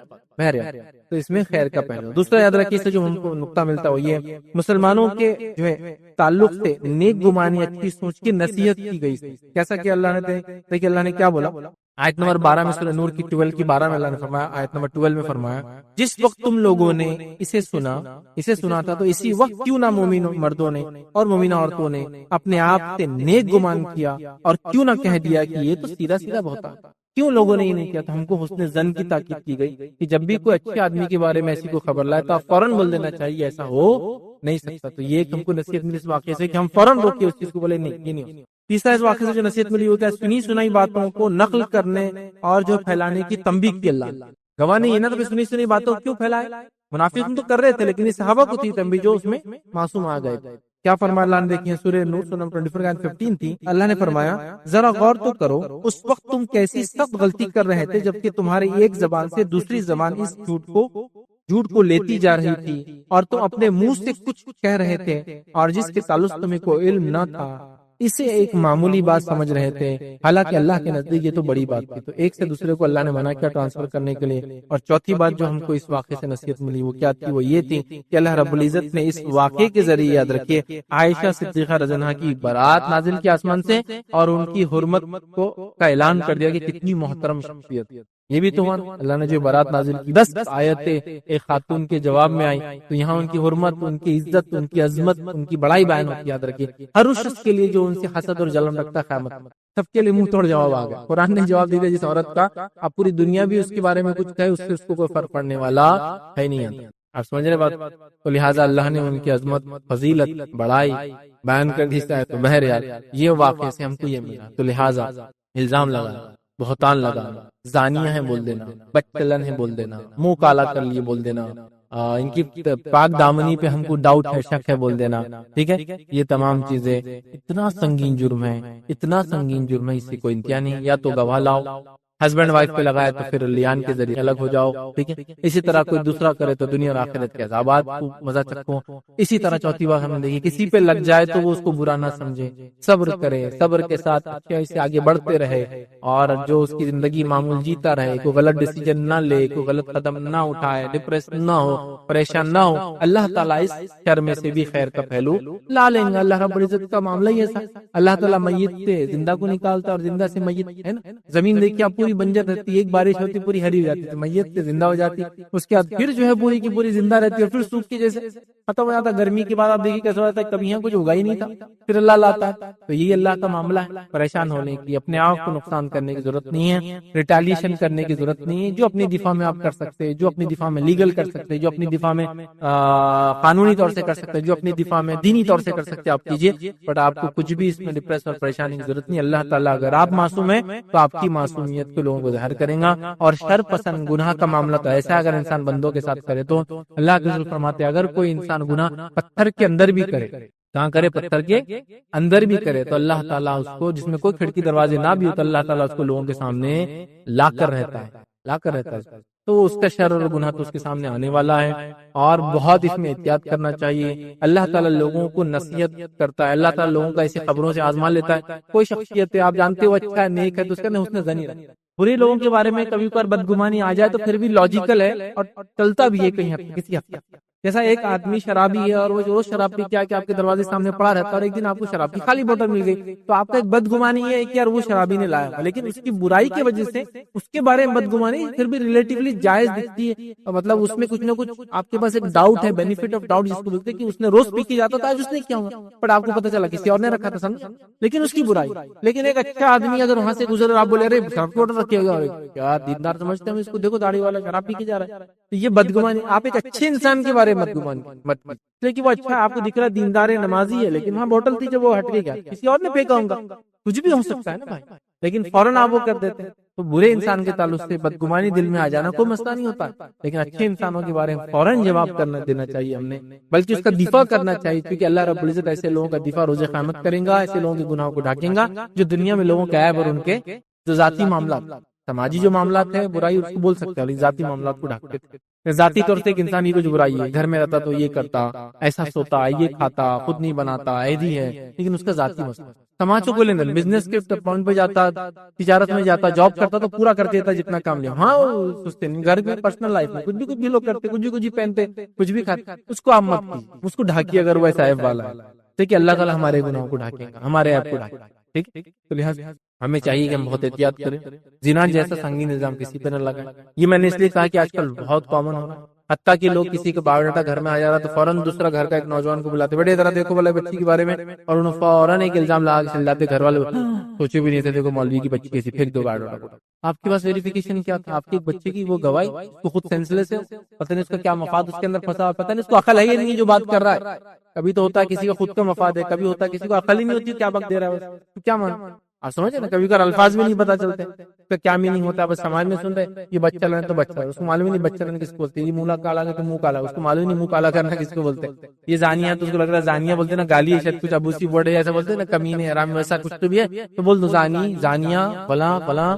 ٹھیک ہے، یہ مطلب کامن ہے یہ سب چیزیں، آپ اس کو بکتے چلے جائیں اور یہ چیز ہوتے چلی جا رہی ہے. اور اتنا اس میں مسئلہ یاد ہے کہ ایک واقعہ سناتا ہوں کہ ایک مسجد کے ایک امام تھے، ان کو نکالنے کا لوگوں نے پلان کیا. اب کیسے نکالنا؟ تو ان پہ زنا کا الزام لگا. یہ بڑا اچھا رہتا لوگوں کے لیے، ایک دم آسانی سے لگا دو کچھ بھی اور ہو جاتا. زنا کا ایک الزام لگا، میں نے خود دیکھا اس واقعہ، اور ان کو جاب سے نکال دیا گیا، شہر سے نکال دیا گیا اور وہ چلے گئے. میں نے ان سے بات کی تو انہوں نے بتایا مجھ پہ ایسا الزام لگایا، وجہ یہ تھی کہ کام والی ایک بار کام کر رہی تھی اور میں اکیلا تھا آفس، جلدی آ گئی تھی یا دیر جو بھی آفس کرنا، تو اس سے بس میرے پہ الزام لگا. یہ تو کوئی الزام کی وجہ نہیں، جبکہ سی سی ٹی وی کیمرے کی ساری سہولت، ایسا کچھ بھی ایسا نہیں کہ چھپا ڈھکا چھپا الزام لگا دیا. اس کے چند مہینوں بعد میں نے دیکھا ایک شخص نے جمعہ کے دن جس شخص نے الزام لگایا تھا اس شخص کے خلاف گواہی دی کھڑے کر اور کہا کہ میں اس کی ناجائز اولاد ہوں. جمعہ کے بعد میں اس کی ناجائز اولاد ہوں، اور وہ ثابت پورے دنیا میں اس کا مقابلہ، اس کا جس نے الزام لگایا، اس نے لگایا تھا جھوٹا الزام انصاف پر، اور اللہ نے اس کے اندر کا ایک پول کھول، کیونکہ اس لڑکے کو بہت وہ آ گیا جس کو پتا تھا بچپن سے کہ میں اس کی اولاد ہوں. اس نے جب دیکھا کہ دوسرے پہ الزام لگاتا، مطلب یہ تو اتنا غلیظ ہے کہ میرے ساتھ بھی زندگی کر دیا، میری ماں کی زندگی بھی کر دیا، اب ایک معصوم انسان کی زندگی کر رہا، تو اس نے الگ اعلان کر دیا. اب کیا عزت رسی بتاؤ؟ آپ نے کسی کو الزام لگایا، اللہ نے آپ کو بھرے جمعہ میں ذلیل کر، اس کے پاس گواہی تھی، وہ خود اس کا رشتہ دار ہے، رشتے میں پورا خاندان پہچانتا، اور سارے لوگ گواہی دی کہ ہاں اس کو بہت اچھے سے رکھے، وہ گھر بھی ہمارا لے کے دیا، آپ نے دیے، مطلب گھر میں یہ خبریں تھی، سب کسی نے بھی آبجیکشن نہیں لیا اس لڑکے کے خلاف. ہوتا نا تو بیٹے مارنے آ جاتے، تماش کچھ بھی نہیں ہو، سب کو بھنک. آپ سمجھے؟ تو ایسی چیزیں کھل کے سامنے آتی جب آپ کسی کے پیچھے پڑ جائے تو بہت بچی سے الزام. اللہ کے لیے کسی بھی لڑکی پہ، شادی شدہ غیر شادی، مسلم غیر مسلم، کسی پہ الزام، کسی پہ تہمت مت لگائی. اگر وٹنس نہیں ہے تو منہ بند رکھنا اپنے لیے اچھا. گواہ ہے تو ضرورت ہے تو آپ کی ضرورت ہے ہر جگہ بولنے کی، آپ کون لینا دینا ان سے؟ ایک اجنبی آدمی کو دیکھ لیا کیا کرنا ہے؟ خواہ مخواہ کیس میں ہاتھ مت ڈالیے، خواہ مخواہ چیزوں کے بیچ میں مت پڑی، کیونکہ کبھی کبھار ہوتا ہے لوگوں کے شر سے آپ محفوظ نہیں رہ سکتے، کیونکہ وہ اشرار لوگ ہوں گے جو یہی کام کرتے ہیں. لہٰذا گواہ آپ کی جہاں ضرورت ہے منہ کھولیے. الزام لگانے میں زنا وغیرہ کی بہت محتاط رہیے، یہ غلطی کبھی نہ ہونے دے. ہوئی ہے تو اللہ رب العزت توبہ کرے، اس شخص سے بھی توبہ کرے کہ میں نے غلطی کی آپ کے بارے میں، فلاں فلاں کیا، یہ اچھا ہے دنیا اور آخرت کے حساب سے، ورنہ دنیا میں بڑی سخت سزائیں ہیں ایسے لوگوں کے لیے، اور آخرت میں اندر کی بڑی سخت اور دردناک عذاب ہے ایسے لوگوں کے لیے. اور جن پر الزام لگا دنیا کے اندر ہی شر سے اللہ رب العزت خیر نکالتا ہے، اور اسی طرح جو ہے دنیا کے اندر ان لوگوں کو اللہ تعالیٰ اور عظمت اور بلندی اور مقام عطا کرتا ہے جن پر جھوٹا الزام لگا، اور دنیا میں انشاءاللہ ان کو اس کا اجر ملے گا، اور آخرت میں اس کا بہترین بدلہ ملے گا، اس شکل میں کہ اس کی نیکیاں ان کے سر پہ ڈالی جائیں گے الزام لگانے والے کی، یا پھر ان کے گناہ اس الزام لگانے والے کے سر پہ چلے جائیں گے. صحیح مسلم کی روایت. تو لہٰذا دونوں جگہ ہمارا فائدہ ہے، تو لہٰذا اپنی نفس کو ہم اس گناہ سے، جرم سے بچائے، اور جس کے ساتھ یہ ہوا ہے وہ مظلوم ہے بیچارہ، وہ صبر کرے، اللہ اس کو انشاءاللہ اس کا بہترین بدلہ عطا فرمائے گا. اسی پر اپنی بات کو ہم ختم کریں گے. اللہ رب العزت سے دعا ہے کہ اللہ سبحانہ تعالیٰ ہم تمام کو اس قسم کی برائی سے، اس قسم کے جرم سے اور ہر قسم کی گناہ سے ہماری حفاظت کرے. جب تک ہم لوگوں کو زندہ رکھے، ایمان و اسلام پر زندہ رکھے، خاتمہ ہمارا ایمان پر ہو. آخر دعوانا الحمدللہ رب العالمین. سبحان ربک رب العزت عما یصفون وسلام علی المرسلین والحمد للہ رب العالمین. کوئی بات اس درس سے نہ سمجھی، آپ کو سوال تو پوچھنا ہے؟ کسی نے ایک سوال کیا کہ زنا کی سزائیں کب کس وقت اپلیکیبل ہوں گی؟ زنا کی سزا اس وقت اپلیکیبل ہوں گی جب زنا ثابت ہو جائے گا. ثابت ہونا کنڈیشن ہے، اور ثابت ہونے کے لیے کیا کرنا ہے؟ 4 گواہوں کی ضرورت ہے. جب 4 گواہ آ جائیں گے تو زنا ثابت ہو جائیں گے، اور ثابت ہو جائیں گے تو پھر سزائیں اپلیکیبل ہو جائیں گی. یاد رکھیے اس سے پہلے نہیں ہوں گی. اسے آئیں کیا؟ کیونکہ آنکھوں سے بھی زنا ہوتا ہے. دیکھیں آنکھوں کا زنا وغیرہ یہاں مراد نہیں تھی. یہاں جو میرا پورا لیکچر تھا وہ زنا سے مراد مرد کی شرمگاہ عورت کی شرمگاہ میں چلی جائے. آنکھوں کا زنا، پیروں کا زنا، ہاتھوں کا زنا جو حدیث میں آتا ہے وہ یہاں مراد نہیں تھا. یہاں زنا سے مراد بالکل فزیکل ریلیشن شپ ہونا جیسے ہسبینڈ وائف کے ہوتے، وہ یہاں مراد کی. یاد ٹھیک ہے. تو لہٰذا زنا اسی کہتے تھے کیونکہ آنکھوں اور اس کا زنا یہ یہاں انکلوڈیڈ نہیں ہے، اور اس کی کوئی سزا بھی نہیں. یاد رکھے شریعت میں کہ ایسا کوئی دیکھ لے کر لے اس کی کوئی سزا نہیں، توبہ کر لے وہ ہو جائیں گے. کیونکہ آج کل لڑکوں میں آپس میں فوٹو شیئر کرنا عام ہو گیا ہے، یا پھر نیٹ سے فحش فلمیں، تو یہ زنا جو ہے اس کی کوئی سزا نہیں ہے، اس کے لیے صرف توبہ ہے. تو یہاں یہ سب چیزیں نہیں مانی جائیں. پھر انہوں نے کہا کہ تو اس طرح سے ڈسٹنس لو سٹوری بھی چلتی ہے، تو کیا یہ بھی زنا ہے؟ اور اگر ہے تو پھر کیا سزا ہوگی؟ دیکھیں ڈسٹنس لو سٹوری کوئی زنا نہیں. ڈسٹنس لو سٹوری کیا ہے؟ اور آج کل محبتوں کی بڑی قسمیں چل رہی نیٹ کے ساتھ. ڈسٹنس لو سٹوری یہ ہوتا ہے کہ ایک آدمی سمجھو امریکہ میں آپ نے ملے نہیں اور آپ انڈیا میں یہاں نہیں، اور دونوں کی محبتیں چل رہی، پھر کبھی ملیں گے اور 5-10 سال بعد پھر ہو سکتا ہے ان کی شادی ہو. اس کو بولتے ہیں ڈسٹنس لو سٹوری. ٹھیک ہے. لیو ان لو، ڈسٹنس لو، افیئر والا لو، اور یہ پتہ کتنے ٹائپس ہیں. تو بہرحال تو یہ زنا میں نہیں آتی. لیکن زنا ایک ہی پرٹیکولر عمل کو بولتے ہیں، وہ میں نے بتا دیا. آپ سمجھ رہے؟ پرٹیکولر ایک عمل ہے. باقی ساری چیزیں جو مجازی طور سے کہے گی، اس کو کہیں گے میٹافوریکل سینس میں زنا کہا گیا، آنکھوں کا زنا، قدم کا، ہاتھ کا، وہ اس سے مراد نہیں. اس سے مراد یہ کہ اور مرد کی شرمگاہ عورت کی شرمگاہ میں چلی جائے. نبی اکرم صلی اللہ علیہ وسلم کا ایک شخص آیا، کہا میں نے زنا کیا، تو آپ نے چہرہ پھیر لیا. پھر آپ نے پورا سوال کیا، کیا ایسا ہوا جس طرح سے سرمے دانی کی سوئی جس طرح سے اس کی بوٹل میں جا کر نکل کر آتی ہے، کیا ویسا ہوا؟ تو کہاں؟ تو سب سزا سنائیں گے. تو ایگزیکٹلی فزیکل ریلیشن شپ پہ بات ہو رہی ہے. سمجھ رہے آپ؟ ایک صحابی کا واقعہ سنا جو کہ آپ نے پوچھا، وہ آئے دوڑے اللہ کے رسول صلی اللہ علیہ وسلم کے پاس آئے اور کہا کہ مجھ سے زنا چھوڑ کر سب کچھ ہو جائے گا عورت کے ساتھ. وہاں اڑا رہا، کہنے لگا مجھے کچھ سزا دی جائے. آپ صلی اللہ علیہ وسلم خاموشی. پھر آگے روایت میں الفاظ یہ آتے ہیں کہ پھر وہ پھر گیا تو آپ نے کہا کیا تو نے ہمارے ساتھ نماز پڑھی؟ تو کہا میں نے کیا. تو اللہ تیرے گناہ معاف کریں گے. مطلب یہ گناہ ان عمل سے انشاءاللہ معاف ہو سکتے. لیکن پہلی چیز تھی وہ تائب تھا نا، نادم تھا، بول کے آتا سزا دو. وہ تائب والا توبہ کا وہ کنڈیشن پورا ہو رہا تھا. اب اس نے نیکی کیا تو وہ نیکی سے انشاءاللہ گناہ مٹ جائیں. تو یہاں اس کو سزا نہیں ملی. تو یہاں بالکل جو میں نے زنا کی بات کی، یہ بالکل 100% فزیکل ریلیشن شپ اسٹیبلش کرنے کے میننگ میں تھا. کوئی بھی اس کو یہ افیئر، ڈسٹنس لو اور یہ اس سینس میں بالکل. کسی نے آگے پوچھا اور کیا کرنے والا اللہ سے توبہ کرتے؟ دیکھیے ڈسٹنس لو وغیرہ سب میں اللہ سے توبہ کرنا ہی کافی. کسی نے ایک اور سوال کیا، الزام لگانے کے بعد جن پر الزام لگایا گیا ہے اگر وہ سچ میں گناہ پر آمدہ ہو جائے تو اس کا ذمہ دار کون ہوگا؟ تو ظاہر سی بات ہے آپ نے اس کو ورغلایا، آپ نے اس کو گناہ کی طرف بڑھاوا دیا، تو آپ بھی کہیں نہ کہیں اس گناہ میں ذمہ دار ہے. لیکن میں یہ نہیں کہوں گا کہ آپ ہی ذمہ دار ہیں. اس کو بھی سینس ہونا چاہیے نا. کوئی آپ کو کچھ بھی بولیں گے آپ اس میں لگ جائیں گے بولیں گے، لیکن کہیں نہ کہیں آپ کے ورغلانے کی وجہ سے اس نے اسٹیپ اٹھایا، آپ بھی اس کے اندر ذمہ دار ہے. کتنا؟ جتنے پرسنٹیج میں آپ نے ورغلایا، جتنے پرسنٹیج میں آپ نے اس کو تکلیف دی، جتنا آپ نے اس کو مجبور کیا کہ وہ پھر اب اس گناہ کی طرف چلے جائے، تو یقیناً اس آدمی کو جس نے جھوٹا الزام لگایا، جس سے وہ آدمی اس گناہ میں چلا گیا جو پہلے نہیں کرتا تھا، اس کو بھی ایک پارٹ اور ایک حصہ، اتنا حصہ جتنا اس نے کوشش کی اور جتنا اس کی وجہ سے کیا اس کو ملے گا. یار آپ نے نبی صلی اللہ علیہ وسلم کی جتنی بھی شادی ہوئی ان کا نکاح کس نے پڑھایا؟ اور دوسرا سوال یہ کہ نبی صلی اللہ علیہ وسلم کی رسالت سے پہلے حضرت خدیجہ رضی اللہ عنہ سے شادی ہوئی، تو وہ رسالت کے بعد میں وہی نکاح رکھا گیا یا بعد میں دہرایا گیا؟ بھائی نے سوال کیا نبی اکرم صلی اللہ علیہ وسلم کے نکاح کیسے ہوئے، اور جو ہماری خدیجہ سے جو نکاح ہوا تھا خدیجہ سے، اور جب آپ کا بعد میں اسلام آ گیا تو کیا اس کو دہرایا گیا؟ تو یاد رکھ لیجیے مائی خدیجہ سے جو نکاح ہوا تھا نبی اکرم صلی اللہ علیہ وسلم کا آپ کے چچا نے پڑھایا تھا، روایت میں آتا ہے. اس زمانے میں جو طریقہ تھا اسی سے پڑھایا گیا تھا.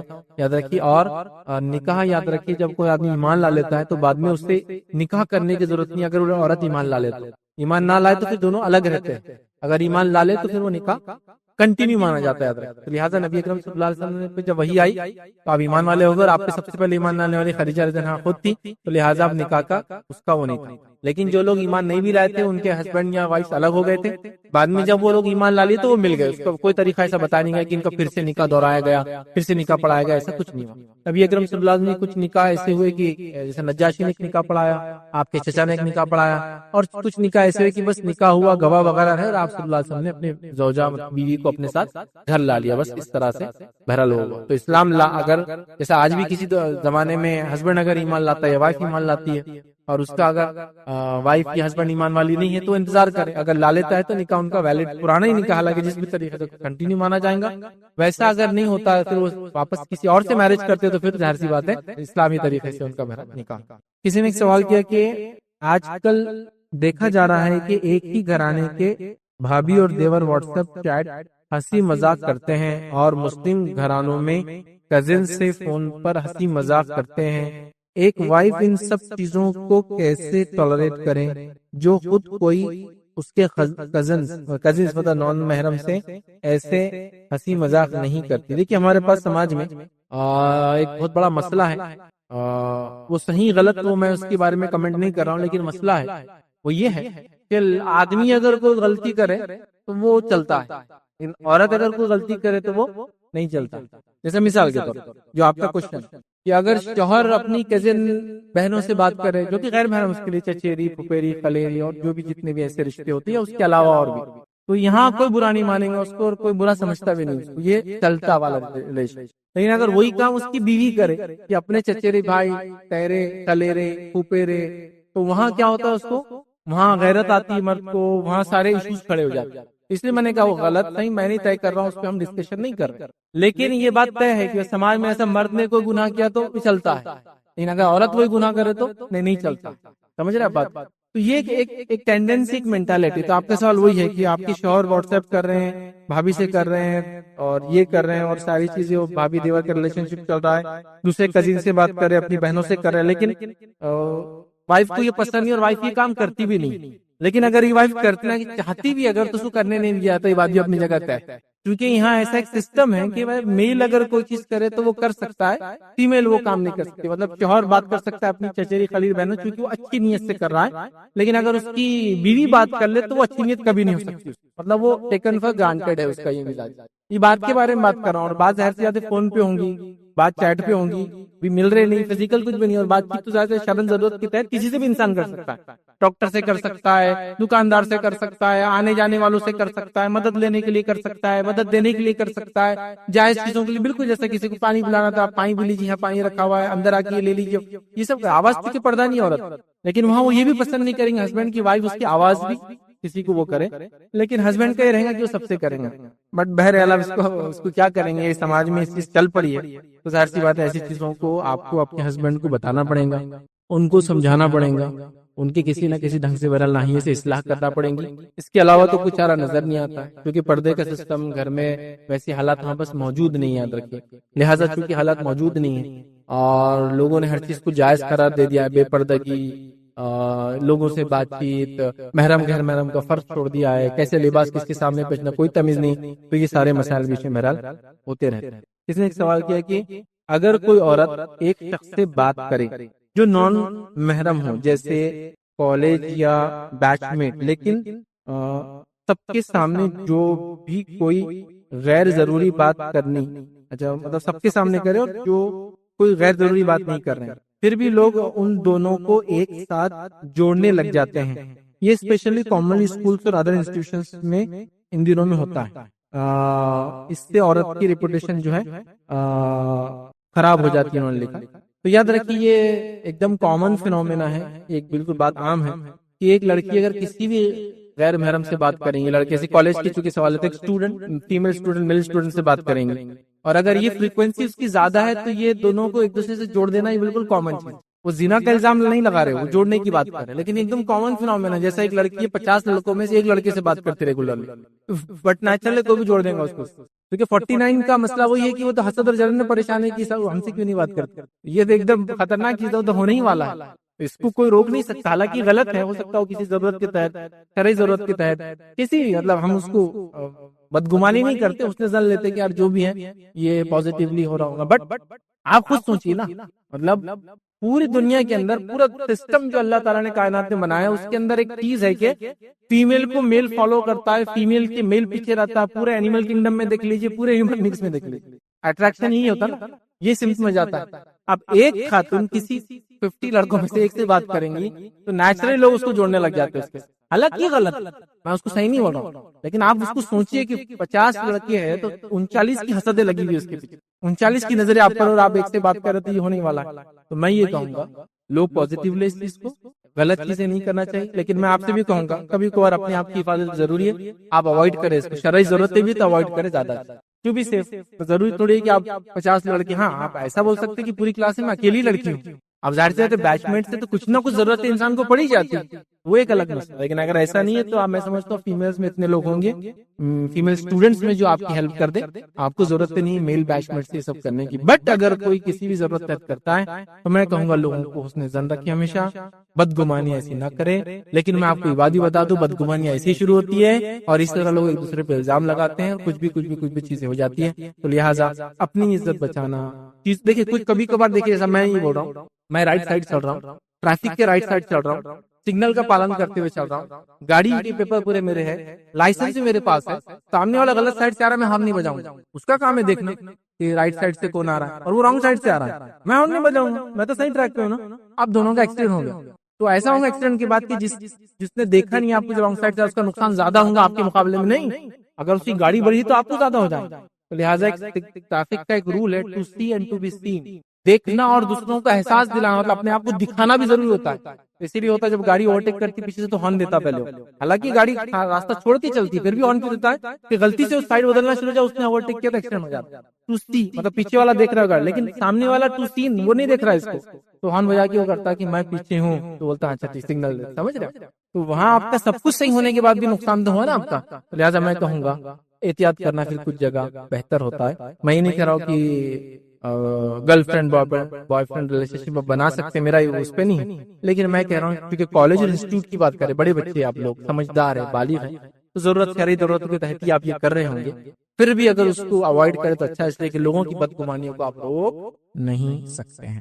کسی نے ایک سوال کیا، اگر کسی عورت کو اپنے شوہر پر شک ہے تو کیا وہ اپنے شوہر کی جاسوسی کر سکتی ہے؟ جس طرح آج کل انٹرنیٹ عام ہو گیا ہے تو شوہر پورا دن موبائل میں بزی رہتے ہیں اور بیوی کے آنے پر موبائل بند کر دیتے ہیں، تو اس لیے صرف شک کی بنا پر جاسوسی کی جا سکتی ہے کیا؟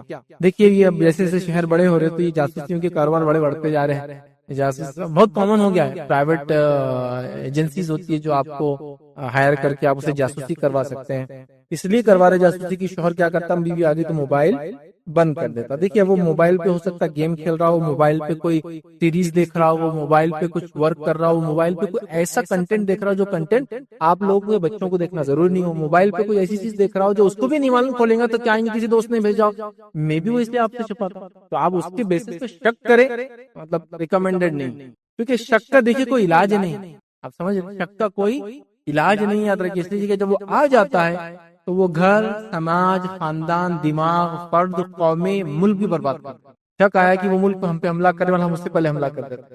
شک آیا کہ وہ قوم ہمارے خلاف کام کر کے ہم اس سے پہلے اٹیک کر دیتے. شک آیا مجھے کہ میرا شوہر درست نہیں، شک آیا شوہر کو بیوی درست نہیں ہے، وہ سب بربادی والا. میں ریکمینڈ یہ کروں گا، ریکویسٹ کروں گا کہ شک کے چکر میں بالکل بھی مت پڑیے. ایک اچھی زندگی گزاریے، پازیٹیو لیجیے. بول سکتے ہیں ہسبینڈ سے پوچھ سکتے ہیں، کبھی اشارتاً پوچھ لے سکتے ہیں، کبھی یہ بھی بول سکتے ہیں ایسی کوئی چیز ہے کہ جو ہم، یا کبھی پازیٹیو رہے کہ یہ سوچے کہ وہ ایسی چیز کر رہا ہے جو میرے لیے دیکھنا کرنا مناسب نہیں ہے. سمجھ رہے ہیں؟ لیکن شک کر کے کسی جاسوس کو ہائر کرنا، پرائیویٹ ایجنسی کے تھرو کروانا کیونکہ موبائل پہ رہتے وہ. دوسرا یہ ہے کہ دیکھیے عورتوں کے لیے بھی یہ ضروری ہے، اتنے بزی لائف کے اندر آدمی کسی بھی چیز کو، عورت کسی بھی چیز کو کب ٹائم دیتی ہے وہ بھی آپ یاد رکھیں. آپ کو بھی تو ویسا کرنا ہے. آپ فار ایگزامپل دیکھیے، شوہر دن بھر کا تھکا آ رہا ہے، جب وہ تھکا رہا ہے تو آپ بڑا اہم واٹس ایپ میسج پڑھ رہی تھی جو آپ کی بہن کے پاس آیا، تو جب آپ نے اس کو بھی تو ڈیگریڈ کر دیا، اس کو بھی نیچا کر دیا کہ وہ آئے تو اس کو ویلکم نہیں کیا، اس لیے کہ آپ اس میں.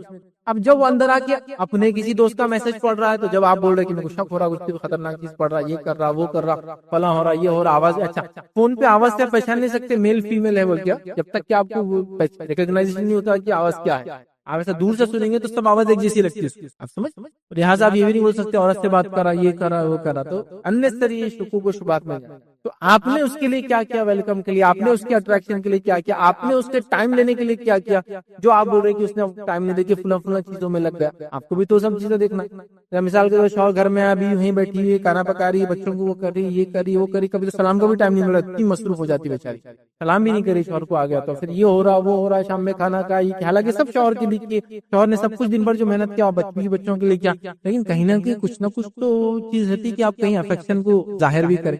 آپ سمجھ, بیڈ پہ بھی پڑے تو ادھر ان کا واٹس ایپ ریڈنگ کرے دن بھر کی, باقی ادھر واٹس ایپ ریڈ کرے دن بھر کی باقی. پھر ایک زمانہ آتا ہے آدمی کا ریلیشن موبائل سے زیادہ ہو جاتا ہے بنسبت شخصیات. پھر جب وہ ہونے کے بعد آپ کا موبائل بند ہو گیا, انٹرنیٹ بند ہو گیا, جب شک پیدا ہوا تو آپ چاہ رہے پورا ٹائم میرے کو میرے شوہر نے دینا, اب نہیں آتا آپ کیا, چونکہ آلریڈی اس میں لگ چکا ہے جس کام میں لگنا نہیں چاہیے تھا. آپ نے اس کو بزی نہیں رکھا پہلے سے, میں یہ کہوں. آپ بولیں گے ہم خود بزی تھے, آپ میں جی معلوم ہر آدمی بزی ہے, لیکن اس بزی اس میں سے بھی آپ کو ٹائم, جیسا آپ سب سے بزی کام میں اور آپ کا باس آ جائے تو کیا کریں, ابھی بولیں گے بس 2 منٹ رکو بزی ہے, آپ اس کو رسپیکٹ کرتے, چائے پانی پوچھتے, آئیے بولتے, بعد میں بولتے یار باس کے آنے سے آدھا گھنٹہ ایکسٹرا لگے گا, وہ تو چلے گا, میرے کو کام زیادہ کرنا, بٹ ڈیزرو کرتا ہوا. تو لہٰذا ریلیشن شپ کا معاملہ بہت مختلف ہوتا ہے, یہ دھیرے دھیرے ٹوٹتے ہیں اور بنتے جلدی نہیں یاد رکھتے. تو لہٰذا ہسبینڈ وائف ریلیشن شپ بہت الگ ہے, تو شک کو مت آنے دیجیے. یہ تو آپ بول رہے آپ کو ان پہ شک ہے, آپ ان سے کرا لیں گے, اللہ نہ کرے ان کو اگر آپ پہ شک آ گیا کبھی تو یہ گھر ٹوٹنے والا. ریزن بینگ کیوں بولیں گے تم کس سے بات کر رہے ہو جاسوس, آپ ان کی جاسوسی, آپ بول دیں گے ایسا پہلی بار میں میرے کو شک ہو رہا تھا موبائل یوز کرے, میں جاسوسی کرا رہی تھی, انہیں نکالا پھر کہ آپ کسی غیر محرم مرد سے بات کرتے, حالانکہ وہ آپ کے لیے کام کر رہا, وہ جاسوس ہے. تو یہ بہت اس کے نتائج اچھے نہیں ہوتے, یا پھر آپ نے خاموشی سے موبائل کمپنی سے ریکارڈ منگا لیا کس سے بات کرتے ہیں فلاں, اور ان کو معلوم ہوگا تو وہ سمجھیں گے آپ ہر چیز کو اس طرح سے ان کی نظر رکھ رہے ہیں, پھر وہ آپ کی ہر چیز پہ ایسی نظر رکھیں گے, اننیسیسری ایشوز ہوں گے. تو شک مت کیجیے, پازیٹیو لیجیے, بات کو سمجھیے, ایسا سوچیے کہ ایسی چیزیں ہیں جو میرے لیے لائف میں اس لیے نہیں دکھا رہے, میں بھی ورک لوڈ کی وجہ سے گھر پہ بھی آ کے باہر کا کام کریں, ایسا کچھ تو بھی کر کے کنکلوژن کیجیے. شوہر سے بھی ریکمینڈ کروں گا کہ بتائے کیا کر رہا ہے, بولے کہ میں ایسی چیز دیکھ رہا ہوں جو آپ کے لیے بچوں کے لیے دیکھنا ٹھیک نہیں. اب ہوتا ہے ہم لوگ بیٹھے ہوئے آفس میں کچھ بھی چیزیں دیکھنا پڑتی, دن بھر ایسے سوالات آتے ہیں, کبھی کوئی سوال ہم کو بھی نہیں معلوم اس کا جواب کیا ہے, بلکہ وہ چیز کیسی ہوتی ہے وہ بھی نہیں معلوم ہوتا, تو وہ پروسیس جاننے کی کوشش کرتے ہیں, یہ کیسا ہوتا, اس میں فلاں ہوتا, وہ فلاں بیماری ہے, اس میں فلاں انجیکشن دے رہے ہیں, انجیکشن میں فلاں یہ کر سکتے. اب بیماری کیا ہے نام سے تو سمجھ میں نہیں آ رہی تھی, اپن ڈالتے ہیں, باڈی پارٹس میں ہو سکتی ہے, آرگنس میں ہو سکتی ہے, اعضاء میں ہوتی, کہیں بھی ہوتی. اب ظاہر سے بچہ بولیں گا ابو کیا چھپا رہے تھے ہم سے, بچے کے لیے ریکمینڈیڈ نہیں وہ چیز دیکھی جو ایک ایڈلٹ دیکھ رہا ہے فار پرپز آف ایجوکیشن. جیسے آپ کے گھر میں ایک آپ کی بڑی بیٹی ہے, بیٹا MBBS ڈاکٹر بن رہا ہے اور وہ گائنک کی بک پڑھ رہا ہے, بچے کیسا پیدا ہوتے ہیں, اور گھر میں آ جائے کوئی بچہ اور بولے ہم سے چھپا رہے بھیا, کچھ غلط دیکھ رہے ہو. اس کے اسٹڈیز کا ہے جو اس بچے کے لیے ریکمینڈیڈ نہیں کہ وہ دیکھے, اس لیے وہ چھپا رہا ہے, اور بچے کا ڈاؤٹ کرنا غلط ہے, سمجھے نا. تو کئی ریزنز ہو سکتے ہیں, میں کہوں گا ڈاؤٹس وغیرہ کو آپ اس میں نہ آنے دیں, بات چیت کر کے اس کو سالو کرے, اور کبھی بھی یہ شک کر کے یہ سب یہ جاسوسی واسوسی مت کیجیے, اس سے کبھی بھی فائدہ کسی کا نہیں ہوا, جاسوس ہوگا چھوڑ کر, اور وہ بھی گلی کی جاسوس رہتے ہیں, کوئی بہت اچھی کمپنی ہائر نہیں کر سکتا, وہ گلی کے جاسوس 300-400 روپے میں کام کر دیتے آپ کا, لیکن وہ آپ کو پوری زندگی کرپٹ کر دیں گے, آپ کے ڈیٹا کو پورے پبلک ڈومین میں لا دیں گے, آپ کی زندگی برباد کر دیں گے. ہمیشہ کریں گے ان سے میرا سیدھے تعلق ہے, سیدھی بات کرتے ہو کہ میڈم کا فون نمبر, نیا مسئلہ, بہت سارے ایشوز ہیں, احتیاط. شیخ آج کل کامنلی بہت ساری جگہ پر دیکھا جاتا ہے اکثر شہروں میں, جب خاتون جب باہر نکلتی ہے تو زیادہ تر تو سج دج کر ہی نکلتی ہے, لیکن وہ زینت چھپانے کے لیے جو ہے تو برقع وغیرہ پہنتی ہے. تو برقع بھی مطلب ایسا ہو گیا کہ فیشنیبل ہو گیا, مطلب اس میں فٹنگز ہوتی ہے, اس کے اوپر جو ہے تو سجاوٹ ہوتی ہے برقعے کے اوپر بھی. تو جب وہ باہر نکلتی ہے تو کچھ لوگ جو نکڑ پہ بیٹھے ہوئے رہتے ہیں, جیسے کہ بزرگ CCTV کے جیسے لگے ہوئے رہتے ہو کہ کون کہاں آ رہا ہے جا رہا ہے, تو وہ دیکھتے ہیں کہ مطلب آپس میں خس خس کرتے ہیں کہ دیکھو نکل گئی, بولے وہ گھیرنے کے لیے, مطلب لڑکیوں پر ایسے الزام لگاتے. تو اس میں مطلب صرف یہ جو الزام لگانے والے وہ گناہگار ہوں گے, یا وہ عورت بھی گناہگار ہوں گی جو ایسے لباس پہنتی, جو ایسے برقع پہنتی. میں نے سوال کیا کہ کچھ لوگ ہوتے ہیں نکڑوں پہ چوراہے پہ بیٹھے ہوتے ہیں, اور کچھ خواتین جو برقعے کو جیسا پہننا چاہیے نہیں پہنتی ہے, بہت فیشنیبل سج دج کے جاتی ہے, تو اس کو نکڑے بیٹھے ہوئے لوگ جو ہے چاہے جوان ہو چاہے بوڑھے, وہ کہتے ہیں کہ چلو دیکھو اب گھیرنے جا رہی ہے مردوں کو, مطلب برائی کی نیت سے, مطلب افیئر کرتی, مطلب جو بھی اچھی عورت نہیں ہے. تو ایسا کیا الزام ہے, اور اس میں اس کا قصور ہے لڑکی کا یا ان کا؟ دیکھیے میں تو اب اس کے بارے میں کچھ نہیں بولوں گا, اس لیے کہ اللہ تعالیٰ نے لوگوں کو انڈیویجول چوائس کی زندگی کیسا جینا ہے، ایمان پر جیو کفر پر جیو، اس کی بھی چوائس ہے، کسی پہ زبردستی نہیں ہے. اسی طرح نیکی میں جیو یا بدی میں جیو، اللہ تعالیٰ فیصلہ کریں گے. لیکن دنیا میں ایسا ہے کہ گناہ کرتے آدمی مر جاتا نہیں، تو اللہ نے چھوٹ دے رکھی. تو وہ لڑکی کیا کر رہی ہے اس کی چوائس، اس پہ ہم کمنٹ نہیں کرتے. ہم یہ کہہ سکتے کہ ہماری وہ بہن احتیاط کرے اور برقعے کو شرعی اعتبار سے پہنے تو اچھی بات ہے، لیکن ہم اس پہ کمنٹ نہیں کرتے. لیکن ان پہ کمنٹ کر سکتا ہوں جو یہ کمنٹ دے رہے ہیں کہ وہ چال چلان ہمارا اچھی نہیں ہے، فلاں ہے. اس لیے کہ ہم کو اپنا منہ بند رکھنا ہے یار، کیونکہ ہم واقعی میں گواہ نہیں لا سکتے اس کی چال چلان پہ. واقعی میں ہم نے اس کے پیچھے جا کے دیکھا نہیں وہ کہاں تک جاتی کیا کرتی. واقعی میں ہم کو یہ نہیں معلوم کہ مجبوراً کر رہی، حالات کی وجہ سے کر رہی، اس کو علم نہیں اس وجہ سے کر رہی. دیکھیے ان نمبر آف ریزن ہوتے. کبھی کبھی نیچے بھی چٹھی آتی تھی ہمارے پاس، چٹس آتے لیڈیز کیسے کہ وہ اوپر بہت ساری عورتیں بغیر برقعے کی آ رہی ہے، آپ بولیے برقعے کا. میں نے کبھی کمنٹ نہیں دیا. ریزن نہیں کہ مجھے پتا ہے کبھی تو نان مسلم بھی آتے سننے کے لیے، میں بھی کبھی نیو مسلمس آتے تو وہ بھی ظاہر سے تو برقعہ ان کو معلوم نہیں ہوتا تھا. کبھی ایسا ہوتا ہے کہ ایسے لیڈیز بھی آتے ہیں جن کے گھر میں برقعہ پہننا الاؤڈ نہیں ہسبینڈ کی طرف سے. کبھی بچی کو دیکھ کے آپ کو لگ رہا بڑی ہوگی لیکن وہ بالغ بھی نہیں ہے بیچاری، وہ بغیر ہم اس کو پازیٹیو لیتے ہیں. ٹھیک ہے جو بھی وجہ سے آئیں گی ہماری بہن آئیں گی دھیرے دھیرے تو پہن بھی لیں گی، پھر انشاءاللہ سمجھ میں آئیں گا. لیکن ہم پہنائیں گے نہیں، ہم تھوپرے نہیں دین کو کسی پہ. دین دیکھیے آپ تھوپیں گے تو اس کا فائدہ ہے. تو لہٰذا میں ان چچاؤں کو، ان انکل کو، ان نوجوانوں کو بولوں گا آپ اپنے کمنٹس نہ دیں اس بہن کے بارے میں. اس کی اپنی چوائس ہے، میں اس کو کچھ نہیں کمنٹ کرتا ہوں. یہ کیا چوائس ہے؟ ایک نان مسلم ہوں گی تو اس کو تو آپ کچھ بھی نہیں بول سکتے نا، اس کی شریعت میں تو کچھ بھی نہیں ہو، کوئی بھی کپڑا پہنیں گے تو میں کیا بول رہا ہوں ان کی چوائس ہے کپڑوں کی، ان کو چھوڑ دیا. ہم نے جو چیز نہیں کرنا ہم وہ نہیں کریں. وہ قصوروار ہے نہیں ہے اس پہ کمنٹ نہیں کریں گے. ہم یہ بولیں گے ہم یہ بول کر گناہگار نہ بنیں.